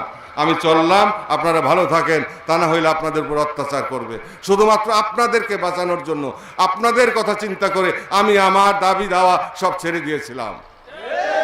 কি হবে এমপি হয়ে, কি হবে মন্ত্রী হয়ে, কি হবে প্রধানমন্ত্রী হয়ে, কি হবে রাষ্ট্রপতি হয়ে, যদি যে দেশের মানুষ শান্তিতে থাকতে না পারে, যদি দেশের মানুষের নিরাপত্তা না থাকে, যদি দেশের মানুষের পেটে আহার না থাকে, যদি দেশের মানুষের মাথাগুলো ঠাই না থাকে, যদি দেশের মানুষের চিকিৎসা না থাকে, যদি দেশের মানুষের সুশিক্ষা না থাকে, যদি দেশের মানুষের নিরাপত্তা না থাকে, কি হবে প্রধানমন্ত্রী হয়ে, কি হবে প্রেসিডেন্ট হয়ে, কি হবে মন্ত্রী হয়ে, কি হবে এমপি হয়ে? এইসব আমরা দেখে এসেছি অনেকবার, বহু প্রেসিডেন্ট, বহু প্রধানমন্ত্রী আমরা দেখেছি। কিন্তু আমরা অত্যন্ত আনন্দিত এই কারণে জাতীয় দলের কন্যা বর্তমানে প্রধানমন্ত্রী, তিনি চেষ্টা করছেন দেশকে বলার জন্য, কিন্তু চেষ্টা করলে কি হবে, তার চেষ্টা ব্যক্ত করে দেওয়ার জন্য কত ধরনের চক্রান্ত যে চলছে তার দলের মধ্যেও অনেক শয়তান ঢুকে পড়েছে। শুধুমাত্র স্বার্থ, এমপি হইতে হবে, মন্ত্রী হইতে হবে, এমপি হইতে হবে, মন্ত্রী হইতে হবে, পারলে প্রধানমন্ত্রীর চেয়ার দখল করতে হবে, জায়গা হয়ে গেলে। আবার তারা বন্ধুর সাথে পাশ দিয়ে ঘুর করে সারাদিন গণভবনে পাশ দিয়ে ঘুরে, হয় গণভবনের ভিতরে রেসেসে ঢুকতে দেয়, আপনাদের রাস্তা দিয়ে হাঁটে। আর দেশে এখানে না হয় যে কোনো ভবন থেকে মাত্র বেরিয়ে আসলাম, প্রধানমন্ত্রীর সাথে তাদের কাছেও যেতে পারে নাই, কোনোদিন তো প্রধানমন্ত্রীর সাথে দেখা হইল, এই কথা হইল। এইরকম কাউকে ছেড়ে গেছে দাদা, কাউকে ভাগ করে ছেড়ে গেছে, গুন্ডা ছেড়ে গেছে। 3%-এর ভিতরে 2% টাইটেল বসে গেছে, টন্দকানে তাদেরকে পাবেন। সন্ধ্যার পরে টন্দকানে, বিশেষ করে ইলেকশনের সময় তাদের কোন আদর্শ নাই, তারা কোন পার্টি করে না, তারা নেতা খুঁজে। কে তাদেরকে ভাড়া করবে? আমি নিজে প্রত্যক্ষ সাক্ষী দাদা, দুইবার নির্বাচন করতে প্রত্যক্ষ হবে, আমি জানি ঘটনা কি। আর এই আপনারা যারা ভোটার, আপনারা যারা সমর্থন দানকারী, আপনারা যারা নেতা নির্বাচনকারী, আপনাদেরকে পাওয়া যায় কোথায় জানেন? আপনাদেরকে পাওয়া যায় খেতে, আপনাদেরকে পাওয়া যায় বাজারে। যার জন্য আমি নির্বাচনের সময় খেতে বিরোধী হাঁটতাম, গ্রামের ভিতর দিয়ে হাঁটতাম, রাজপথ দিয়ে আমি হাঁটতাম না। যেখানে টঙ্গমান আছে ওই ধারে কাজ আমি চাপতাম না, আমি সেটা বাইক পাস করে চলে যেতাম, কারণ আমি জানি ওখানে দাঁড়িয়ে আমার একটা বিপদে পড়তে হবে। আর গণতন্ত্রের সহনশীলতা, গণতন্ত্র হচ্ছে সম্মানবোধ, পরস্পরকে সহিত হবে, পরস্পরের মতাদর্শের ভিন্নতা থাকতে পারে, কিন্তু বন্ধুত্ব নষ্ট হবে না। যার জন্য 1999 সালে 2008 সালে নির্বাচনের সময় আমি আওয়ামী লীগের ক্যাম্পে 2 কাছে আগে আমাকে দেখা মাত্র সবাই কত কি ব্যাপার, আমাদের প্রতিদ্বন্দ্বী এখানে ঢুকে পড়ছে কেন? আমি কি ভাই, প্রতিদ্বন্দ্বী এক জিনিস, এটা একটা খেলা, বাবা খেলার মতো বা ফুটবল খেলার মতো, খেলার পরে আমরা আবার বন্ধু হয়ে যাবো। আমাদের চা দেন, লাড়ি বিস্কুট থাকতে দেন, খাই, খাইয়ে তারপরে যাই। বঙ্গবন্ধুর ভাষণ চলতেছিল, ভাষণ দিল বন্ধ করে, আমি খবরদার জাতীয় দলের ভাষণ বন্ধ করে না, এটা চালাই দেয়। এটা হচ্ছে মনের ব্যাপার দাদা। আমি যদি মনকে উদার করি, আমি যদি বুকে টেনে নেই, আমাকেও বুকে টেনে নেবে। আমি যদি ভালোবাসি, আমি ভালোবাসা পাবো। আমি আপনাদের কাছে কিছুই চাই না, আমি আপনাদের কাছে ভালোবাসা চাই, আর আমি আপনাদেরকে ভালোবাসা দিতে চাই। আমাদের বন্ধন আত্মার বন্ধন, আমাদের বন্ধন ভোটের বন্ধন নয়, আমাদের বন্ধন প্রেমের বন্ধন, আমাদের বন্ধন ভোটের বন্ধন নয়, আমাদের বন্ধন ভালোবাসার বন্ধন, আমাদের বন্ধন ইলেকশনের বন্ধন নয়। এই বন্ধন চিরদিন ছিল, চিরদিন আছে, চিরদিন থাকবে, ইনশাআল্লাহ পরপরেও থাকবে। আমি আপনাদের ভালোবাসা চাই। 1999 সালে পেয়েছি, 2008 সালেও পেয়েছি। আমার জনসভা এত বড় বৃহৎ জনসভা, যা আমার সম্মানিত প্রতিদ্বন্দ্বী তিনি জনসভা করার লোকই পেলেন না, অথচ আমি পরাজিত হইলাম। এর আগেও সালে একই অবস্থা। তারপরে আমি মেনে নিলাম দেশের বৃহত্তর স্বার্থে, কারণ উল্টা দিকে উহাবিরোধ হয়ে গেছে। এখন আরেকটি কথা আমি সংযোজন করে শেষ করতে চাই, সেটা হলো 2004 সালে যখন বর্তমান প্রধানমন্ত্রীর উপরে গ্রেনেড হামলা হয়, তখন আমি ওনার বাসভবনে গেলাম, ওনার সাথে দেখা করলাম। তার আগে দলীয় জোট সরকার জামাতের ইন্ধনে মরিয়াদাদের উপর অত্যাচার শুরু করল, বিভিন্ন জায়গায় বোমা হামলা শুরু করল, মরিয়াদাদের মাথায় বোমা হামলা শুরু করল, নিরীহ মানুষ হত্যা করতে শুরু করল। তাদের উদ্দেশ্য ছিল বাংলাদেশে সন্ত্রাস হচ্ছে এটা প্রদর্শন করে মার্কিন বাহিনীকে এই দেশে আসার সুযোগ করে দেওয়া। এবং প্রায় তারা তখন স্লোগান দিত বাংলা হবে আল্লাহ। যখন এই পরিস্থিতি তারা তৈরি করলো এবং বিএনপিও সেই তালে নাচতে শুরু করলো, অথচ এই বিএনপিকে আনলাম আমরা, এবং সেটা ছিল আমাদের জীবনে সবচেয়ে বড় ভুল। বেগম জিয়ার সাথে কতবার আমার বৈঠক হইল এরশাদ সাহেবের আমলে, এরশাদ সাহেব কতবার ক্ষিপ্ত হইল, কতবার মায়ের মুখে হইল আমার উপরে, কেবলাদের বেঁচে গেলাম। এরশাদ সাহেবের চাইতে ভালো মনে করেছিলাম ওনাকে, এখন পরে চিন্তা করলাম যে এরশাদ সাহেবের চাইতে ভালো তো নাই, বরং কয়েক ডিগ্রি নিচে আছে। কারণ উনি আসার পরে জামাতকে সাথে এমন ব্যবহার আমাদের শুরু করলো, এমন অত্যাচার আমাদের উপর শুরু করলো, যেটা প্রকাশ্য নয়। এরশাদ ধর্মের আসছে হুজুর তো দাওয়াত করে আনেন না কাউকে, সেখানে কেস দিল এরশাদের বিরুদ্ধে, হুজুর কেবলারে কোন সাক্ষী, জামানার মহামুজাদেরকে সাক্ষী মানে কোর্টে উঠাইতে চায়। সত্য কথা বলতেই হবে, কারণ এরা আসলে আবার আমাদের উপর হামলায় করবে। আসতে না করে তার ব্যবস্থা আমরা করবো ইনশাআল্লাহ। বেগম জিয়া আসলো এখানে প্রধানমন্ত্রী থাকা অবস্থায় আমাদের সমর্থনে প্রদেশে আসছে। এরশাদ সাহেব আমাকে বললো, সেনা ভবনে ভাইজান আমার থেকে কিন্তু বেগম জিয়া বেশি ভালো হবে না, বেশি আপন হবে না, সে কিন্তু বেয়াদব, নাম্বার 1 বেয়াদব, এবং হুজুর যদি আসে তাতেও সে দাঁড়াবে না চেয়ার থেকে। আমি বললাম যে আমি তো আপনার কাছে আপনার উপরে সন্তুষ্ট না, আমি তো বিকল্প করতেছি, এখন কি করবো, গণতন্ত্রের স্বার্থে তো আমার কিছু করতে হবে। আপনি তো শরীর শাসক, কালকে যদি করে যান তাহলে সমস্ত দুর্গন্ধ তো আপনি আমাদের গায়ে বুঝিয়ে যাবেন। কিন্তু ভুল হয়ে গেল আমার পাশে আমার দলের সঙ্গ ছিল, আমার যারা পরামর্শক ছিলেন, যাদের ভিতরে গাল মে কুছ কালা থা, যাদের ভিতরে কিছু ময়লা ছিল, তারা হয়তো কোনো না কোনো দিক থেকে বায়াস ছিল, প্রভাবান্বিত ছিল। তারা আমাকে নিয়ে বেগম জিয়ার সাথে বসাই দেয়, মিটিং এর পর মিটিং হইলো, মিটিং এর পর মিটিং হইলো, এরশাদের পতন ঘটলো, কত ঘটনা, কত ইতিহাস আইসা শুরু করলো আমাদের উপর অত্যাচার।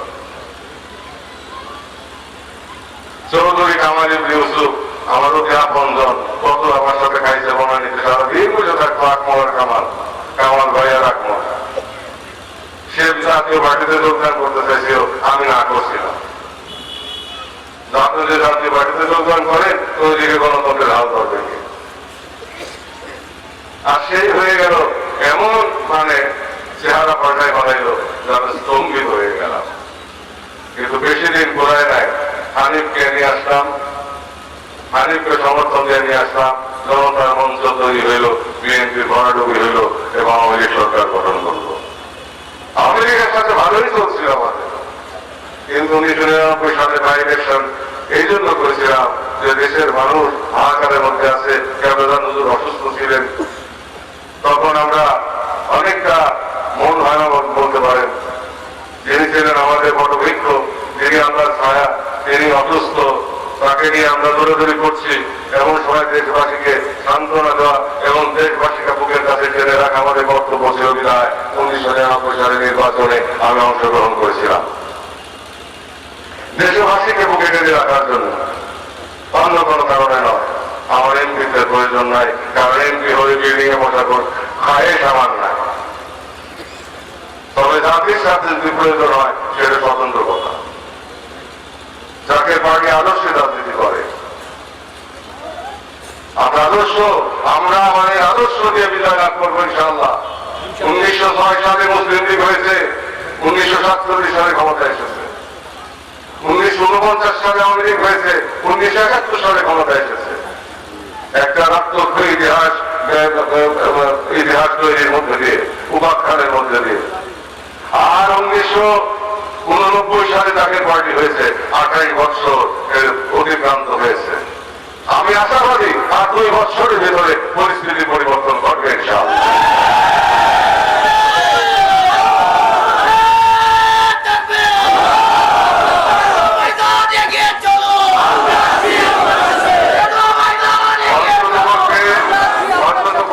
ইতিহাসের পাতায় আমরা যা কিছু পাই, এই বাংলার মাটিতে রাজনীতির যে খেলা হয়েছে, দর্শনের যে খেলা হয়েছে, আদর্শে যে বিবর্তন হয়েছে, তার মধ্যে আমরা দেখতে পাই যে এই ধরনের সময় লাগে। অনেকটা আমার মুসলিম লীগের সময়, কংগ্রেসের সময় মুসলিম লীগকে নিয়ে হাঁটাহাঁটি হয়েছে, আবার মুসলিম লীগের সময় আওয়ামী লীগকে নিয়ে হাঁটাহাঁটি হয়েছে, তুচ্ছ তাচ্ছিল্য হয়েছে, ঘৃণা শুধু নিক্ষেপ করা হয়েছে, তাই না? মানুষ হিসাবে গণ্য করা হয় নাই, কিন্তু সেই আওয়ামী লীগ আবার ইতিহাস তৈরি করেছে। আজকে আমাদেরকে নিয়ে যারা তুচ্ছ তাচ্ছিল্য করে, একদিন তাদের মুখ লাল হয়ে যাবে, এবং সেটা মনে হয় 2 বছরের বেশি দেরি হওয়ার কথা নয়। এটাই ইতিহাস। এই জন্য আল্লাহ পাক কোরআনে ইরশাদ করেন, কুলিল্লাহুম্মা মালিকাল মুলকি তুতিল মুলকা মান তাশা ওয়া তানজিউল মুলকা মিম্মান তাশা ওয়া তুযিল্লু মান তাশা ওয়া তুযিল্লু মান তাশা বিয়াদিকাল খায়র ইন্নাকা আলা কুল্লি শাইইন কাদির। আমি যাকে খুশি তাকে রাজত্ব দান করি, আমি যাকে খুশি তার কাছে রাজত্ব ছিনিয়ে নেই, আমি যাকে খুশি তাকে ইজ্জত দান করি, যাকে খুশি তার কাছ থেকে আমি ইজ্জত ছিনিয়ে নেই, এবং যাকে খুশি তাকে আমি বেহিসাব রিজিক দান করি, এবং যাকে খুশি তাকে আমি অপমান করি। অতএব আমরা করি রথযাত্রা লোকারণ্য মহা ধুমধাম, ভক্তরা ঢুকায় পথে করেছে প্রণাম, রথ ভাবে আমি দে, পথ ভাবে আমি, মূর্তি ভাবে আমি দে, আসে অন্তর্জামী। অলক্ষ্যে যিনি সবকিছু পরিচালনা করেন, তিনি হাসেন। আমাদের কাণ্ডজ্ঞানহীনতার কারণে হাসেন, আমাদের মূর্খতার কারণে হাসেন, আমাদের জ্ঞানের গভীরতা অভাবের কারণে হাসেন। তাই প্রাণ প্রিয় ভাই বোনেরা আমার, সামনে যে সময় আসছে, কেন যেন মনে হয় একটি অশনি সংকেত। বাংলার আকাশে ষড়যন্ত্রের কালো মেঘ ঘনীভূত হচ্ছে বলে আমার মনে হয়। যে বর্তমান সরকার, মন্ত্রীগণ, প্রধানমন্ত্রী স্বয়ং সেই সম্পর্কে সতর্ক করছেন, এবং অন্যান্য রাজনৈতিক দল থেকে সতর্কবার্তা আসছে। পরিস্থিতি তাই বলে, পত্র পত্রিকায় যা দেখি তাতে শরীর শিহরিত হয়। আমরা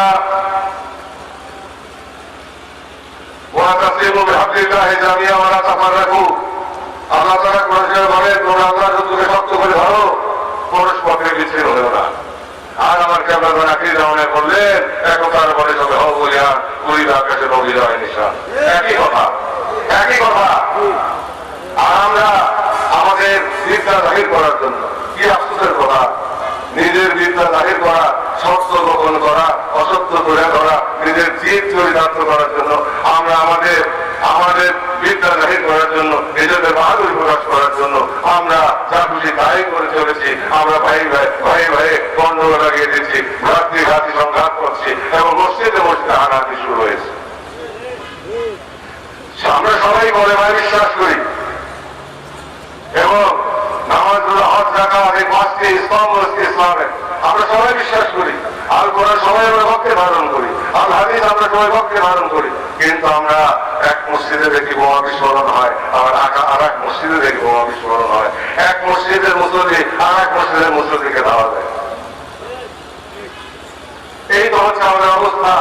অন্য লোকের রাজনৈতিক ভবনে দেখা যাচ্ছে স্বার্থ উদ্ধারের জন্য কেন কোনো বক্তব্য, বাজে কথা নাই, যেগুলি তার উত্তেজনা সৃষ্টি না করা হচ্ছে। গুন্ডা পান্ডা রেডিয়ে দিয়ে মানুষের উপরে সীমাহীন নির্যাতন করা হচ্ছে। কোন এক পক্ষ নয়, এই দেশে সকল রাজনৈতিক দলের একই খাসমত হয়ে গেছে, সেটা হইতেছে এই সমস্ত হুন্ডা গুন্ডার উপর নির্ভর করা আর অর্থের উপর নির্ভর করা। কেন? জনগণ কি আপনার ওই কি বলে এটাকে আদতের মাছ নাকি, যে পয়সা দিয়ে কিনবেন? এতই তুচ্ছ মনে করেন দেশবাসীকে? যারা রক্ত দিয়ে দেশে স্বাধীনতা এনেছে। বারবার পাকিস্তান আন্দোলনেও এই বাঙালিরা যদি আন্দোলন না করতো পাকিস্তান হইত না। আমাদের আন্দোলনের ইতিহাস, আমাদের দৃঢ়তার ইতিহাস, আমাদের সেই উঁচু করে বাঁচার ইতিহাস, বাংলার মানুষের ইতিহাস। এই ইতিহাসকে অবজ্ঞা করা হবে যদি অর্থ দিয়ে জনগণের সমর্থন আদায়ের চেষ্টা করা হয়। অতএব গোপনে রাতের অন্ধকারে যারা টাকা ছিটাবে বা যেসব এজেন্টরা টাকা ছিটাবে সেই সব লোকদেরকে চিহ্নিত করতে হবে। যদি গণতন্ত্রের ভিত শক্তিশালী করতে হয়, যদি দেশের ভবিষ্যৎ উজ্জ্বল করতে হয়। আজকে এখানে আমার ভাই বোনেরা যারা আছেন, বোনেরা পর্দার আড়ালে আছেন, হাজার হাজার বোন উপস্থিত আছে ওখানে আমাদের বিশ্ব জাকের মন্দির হাই স্কুলে। আর এই মাঠে সতর্ক মাঠে আমার হাজার হাজার ভাইয়েরা আছেন।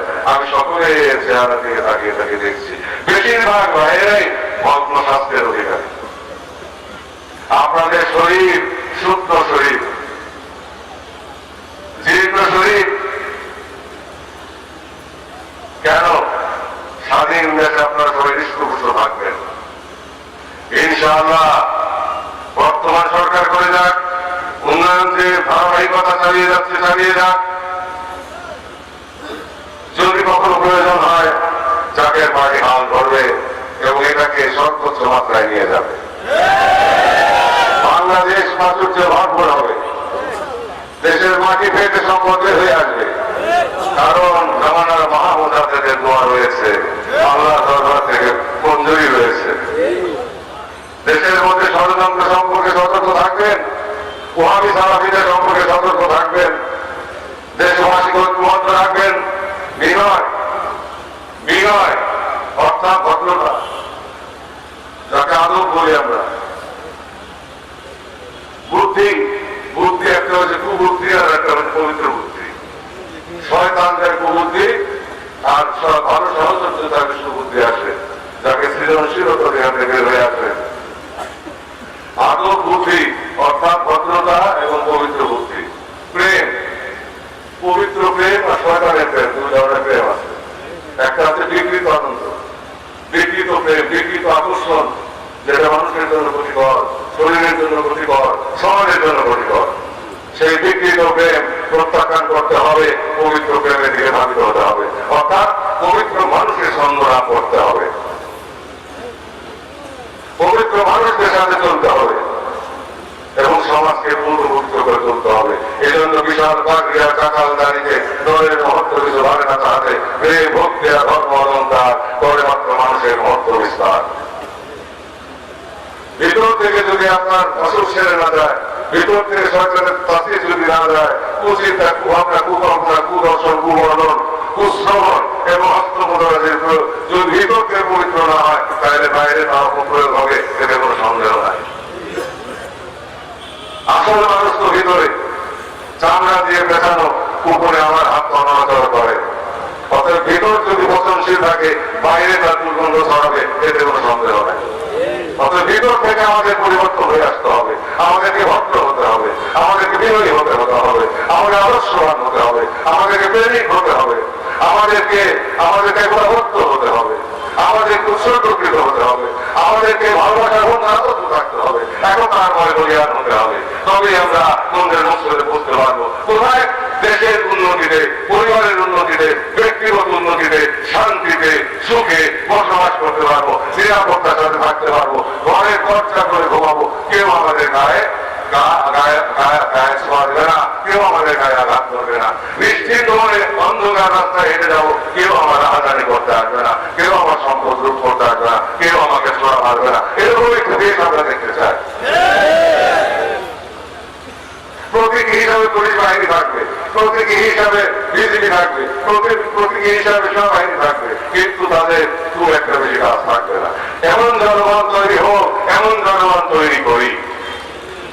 আর গণতন্ত্র যেদিন নির্বাচন হবে, সেদিন নিরাপদে সবাই নির্বাচনে যাবে, যার যার ভোট শেষে দেবে, যার যার অধিকার শেষে আদায় করবে, এবং যে নির্বাচিত হবে সে নির্বাচিত হবে 5 বছরের জন্য খেদমত করবে, যে নির্বাচিত হবে না সে আবার 5 বছরের জন্য অপেক্ষা করবে, কোথায় তার ত্রুটি বিচ্যুতি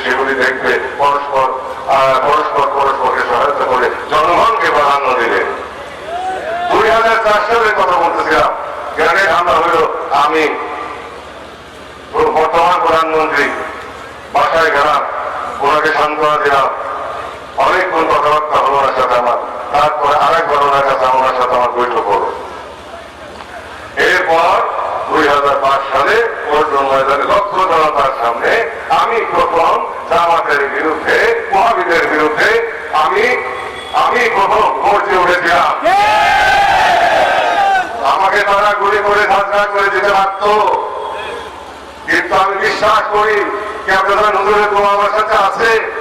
আল্লাহ তাআলা আমাকে রক্ষা করবেন, আমাকে ঝাঁঝরা করার কেউ নাই বাংলার মাটিতে যতক্ষণ পর্যন্ত হুকুম না হবে।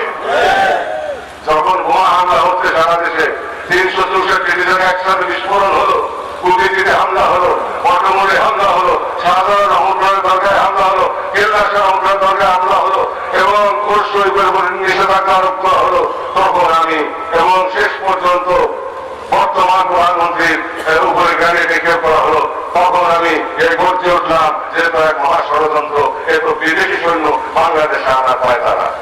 যদি মার্কিন সৈন্য এই দেশে নামতো তাহলে ভারতীয় সৈন্য আসতো, যদি ভারতীয় সৈন্য আসতো চীনের সৈন্য আসতো। আমরা চাইতাম কোথায়? বঙ্গোপসাগর ঝাঁপ দেওয়া ছাড়া আমাদের অন্য কোনো রাস্তা ছিল না। সেখান থেকে বাঁচার জন্য আমি ভর্তি উঠেছিলাম 2005 সালে 9 এপ্রিল পল্টন ময়দানের লক্ষ জনতাকে নিয়ে। তারপর 14টি মহাসমাবেশ আমি ভাষণ দিয়েছি সারা দেশে, সেই ধ্বনি প্রতিধ্বনিত হয়েছে সারা বাংলায়।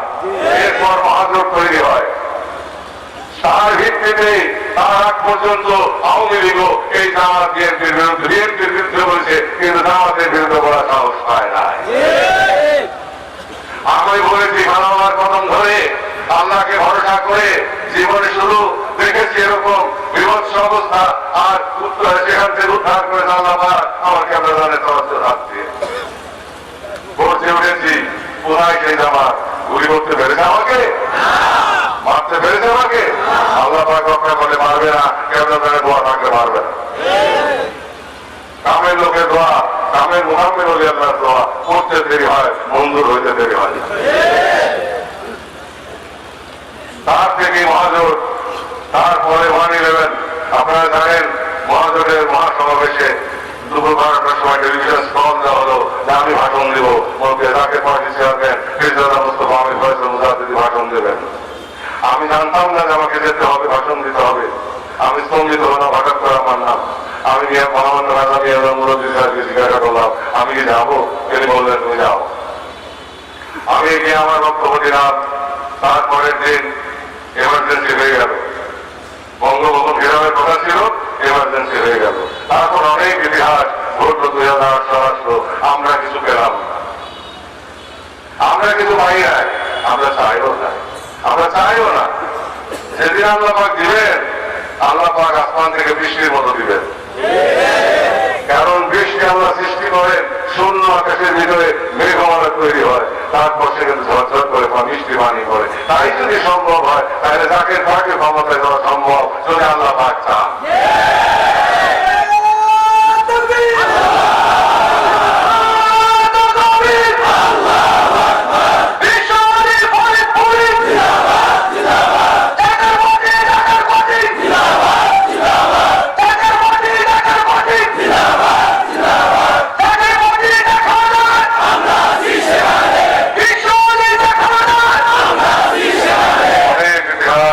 অনেক কথা মনন রাজ্যের কথায় কথায় হয়ে গেছে, হৃদয় কথার কথায় কথা অঙ্কিত হয়েছে। একদিন পরে ধীরে ধীরে আমি আপনাদের কাছে সব বলবো। এই উপাখ্যান শৈশব থেকে কৈশোর থেকে যৌবন, বালক বাল্য জীবন এবং যৌবন, কত ইতিহাস দেখলাম। আর এই পর্যন্ত আজকে 57 বছর বয়স আমি আপনাদের সামনে বসে আছি, আপনারা আমার সামনে বসে আছেন। এই কঠিন শীতের মধ্যে উপেক্ষা করে একমাত্র মহব্বতের কারণে, একমাত্র ভালোবাসার আকর্ষণে আপনারা বসে আছেন, তা আমাদের বসে থাকতেন না। এই কনকনে শীতের মধ্যে কেউ কারো জন্য অপেক্ষা করে না। আমি আপনাদেরকে অভিনন্দন জানাই এর জন্য, আমি কৃতজ্ঞতা প্রকাশ করছি এর জন্য। কিসের জন্য? ভালোবাসার জন্য, প্রেমের জন্য, আকর্ষণের জন্য। আপনারা আমাকে ভালোবাসবেন, আমাদেরকে ভালোবাসবেন, বাবা দপ্তরকে ভালোবাসবেন, জাকের পার্টিকে ভালোবাসবেন, সারা পরিবার বর্গকে ভালোবাসবেন। আমরাও আপনাদেরকে ভালোবাসবো, তাদেরকে ভালোবাসবো। আমাদের সম্পর্ক আত্মার সম্পর্ক। যেমন কোন একটি পরিবারের সন্তান 10 বছরের জন্য যে সৌদি আরব যায়, তাদেরকে বন্ধন ছুটে যায়, মায়া করে যায়। আবার যখন ফিরে আসে তখন সেই বাপ মা ভাই বোনরা ভাই ভাই বোন বোন করে দৌড়ে যায় ধরে ধরে ধরে না। আমার সাথে আপনাদের সম্পর্ক ঠিক নাই। আমি আপনাদের কাছেই আছি, বিপদ আপদে আমাকে পাশে পাবেন। সেরকম বিপদে পড়লে আমি বলে রাখবো না, আপনাদেরকে বুকের ভেতরে টাইনা ধরবো, নিজের জীবন বাজি হয়ে গেল। কিন্তু সেরকম বিপদ আসুক তা আমি চাই না। আমি চাই আপনারা শান্তিতে থাকেন। আমার কিছু চাওয়ার নাই। বর্তমান সরকারকে সমর্থন করেছি একটি মাত্র কারণে, সেটা হচ্ছে জামাতি সালাফিদের হাত থেকে বাঁচা, দেশকে বাঁচানোর জন্য, আন্তর্জাতিক চক্রান্তের হাত থেকে দেশকে বাঁচানোর জন্য। অন্য কোনো কারণ নাই, কোনো ক্ষমতার জন্য নয়, কোনো এমপিগিরির জন্য নয়, কোনো মন্ত্রিত্বের জন্য নয়, প্রধানমন্ত্রী হওয়ার জন্য নয়। প্রধানমন্ত্রী প্রেসিডেন্ট বহু বেশি জীবনে শুধুমাত্র একটি কারণ, দেশটা উঠুক আর ওয়াবি সালাফি এই ঘটনা দূর হোক দেশের থেকে। উনি আমাদের ইজ্জত প্রতিষ্ঠিত হোক, পয়গম্বরের ইজ্জত আল্লাহ কর্তৃক ঘোষিত ইজ্জত প্রতিষ্ঠিত হোক, উনি আমাদের ইজ্জত আল্লাহ কর্তৃক ঘোষিত প্রতিষ্ঠিত হোক। বর্তমান সরকার সেই নীতির সাথে একাত্ম হয়ে সেটা করে যাচ্ছে, সেজন্য আমরাও সমর্থন দিয়ে যাচ্ছে, এখনো দিয়ে যাবো যতক্ষণ পর্যন্ত ওনারা ওলিয়াদের পক্ষে থাকবেন। আর ওনাদের সালাফিদের পক্ষে চলে যান, ওয়াহাবিদের পক্ষে চলে যান, তাহলে আমাদেরকে নতুন করে ভাবতে হবে। আরেকটি কথা বলি, ওয়াহাবি সালাফি যারা আছেন, একটা ধান ক্ষেতের ভিতরে কথা, একটা ধান ক্ষেতের ভিতরে কত ধান থাকে বলেন তো? হাজার হাজার না, কোটি কোটি। যখন সাদা ভর পড়ে তখন কেমন মনে হয়? বড় সাদা ভর যখন যদি 50টা 100টা পড়ে কেমন মনে হয়? মনে হয় না খালি ভর আর ভর, ধান কিন্তু দেখা যায় না। কোটি কোটি ধান দেখা যায় না, মানুষ বলে বাপরে বাপ বকে বয়ে গেছে, খালি ভর আর ভর। কিন্তু কোটি কোটি ধান গাছ দাঁড়িয়ে রয়েছে, সেটা বলে সেটা মানুষ বলে না, সেটা তাদের চোখে পড়ে না। ওলিয়া আল্লাহদের অনুসারীরা সেরকম ধান গাছ, আর তোমরা হইতেছ সেই সাদা ভর, পোশাক পরে ঘুরো, তাই তোমাদের বেশি দেখা যায়। কারণ আমাদের অনুসারীর এই সাধারণ কাপড়ে এই খেটে খাওয়া মানুষ গ্রামে গঞ্জে হাটে মাঠে ঘাটে মাঠে তারা ঘুরে বেড়ায় সাধারণ কাপড়ে। হৃদয়ে থাকে তাদের প্রেমের আগুন, চোখে থাকে পানি, প্যান্টে থাকে খোলা, তাই তাদেরকে দেখা যায় না। কিন্তু তাদের সংখ্যা তোমাদের চাইতে 50 গুণ বেশি। মনে রাখো, একটু বাড়াবাড়ি কম করো, বাড়াবাড়ি কম করলে কিন্তু আবার কিন্তু বাংলাদেশের মানুষ অর্জন করে উঠবে সত্যের সপক্ষে, মিথ্যা বিরোধিত করার জন্য, প্রতারণা বিরোধিত করার জন্য, উচ্ছৃঙ্খলতা দূরীকরণের জন্য, সরকারি কারো হাত ভেঙে দেওয়ার জন্য আবার বাংলার মানুষ গর্জে উঠবে। এবং বাংলার স্বাধীনতা সার্বভৌমত্ব রক্ষার জন্য বাংলার মানুষ সবসময় প্রস্তুত ছিল, প্রস্তুত আছে এবং প্রস্তুত থাকবে। আর জাকের পার্টির আদর্শের ধ্বজাধারী হতে হবে দেশবাসীকে। আলো, বুদ্ধি, মহাপদ, সাহস, এবাদত, খেদমত, অর্থাৎ বিনয়, পবিত্র বুদ্ধি, পবিত্র প্রেম, পবিত্র সাহস, দাসত্ব, আল্লাহ রসুলের দাসত্ব এবং ওলিয়াদের দাসত্ব এবং পৃথিবীর সমস্ত মানুষের কল্যাণের দাসত্ব এবং উৎসর্গ, নিজের সমস্ত কিছু যতটা সম্ভব নিজের পরিবার পরিজনের হক আদায় করে উৎসর্গ করা, উৎসর্গের মনোভাব সৃষ্টি করা, এই আদর্শ এবং সাথে থাকবে ইমান, বিশ্বাস, দৃঢ় বিশ্বাসের ভিত্তির উপরে এইসব গুণাগুণ অর্জনের মধ্যে দিয়ে পূর্ণ মানুষ হিসাবে বিকশিত হতে হবে এবং জাতিকে বিকশিত করতে হবে, আলোকিত করতে হবে, ঐক্যবদ্ধ করতে হবে। তা না হলে প্রাচুর্যে ভরপুর হলেও কিন্তু তারা শান্তি পাওয়া যাবে না।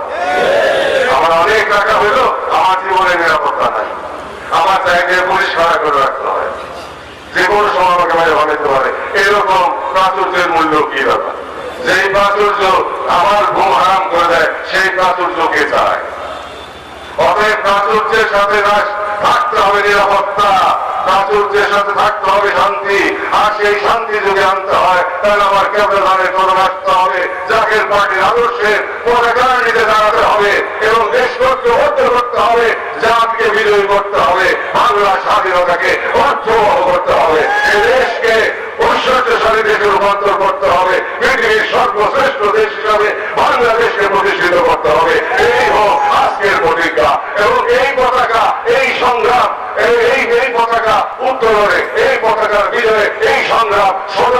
মাটি থেকে শুরু হোক, যেমনি ভাবে শুরু হয়েছিল তরিকত প্রচারের সংগ্রাম, তেমনি ভাবে দেশকে আবর্জনা মুক্ত করে পবিত্র মানুষের দেশে রূপান্তর করার জন্য, ঐশ্বর্যশালী করার জন্য, সত্যের পতাকা প্রতিষ্ঠিত করার জন্য যেই সংগ্রাম, সেই সংগ্রাম আবার নতুন করে নতুন প্রত্যয়ে নতুন প্রতিজ্ঞা শুরু হোক। এই সদরপুর থেকে আবার জয় ধ্বনি উঠুক, নারায়ে তাকবীর, আল্লাহু আকবার, বিশ্বজিৎ জিন্দাবাদ, জাকের পার্টি জিন্দাবাদ, বাংলাদেশ জিন্দাবাদ। এই ধ্বনি প্রতিধ্বনিত হোক, অনুরণন সৃষ্টি হোক আকাশে বাতাসে অন্তরিক্ষে, প্রত্যেকের কর্ণকমল প্রবেশ করুক, হৃদয় পবিত্র হোক, মস্তিষ্ক পবিত্র হোক এবং মানুষ পরিবর্তন হয়ে একলা বদ্ধ হয়ে যাক। আপনারা কি তা সমর্থন করেন?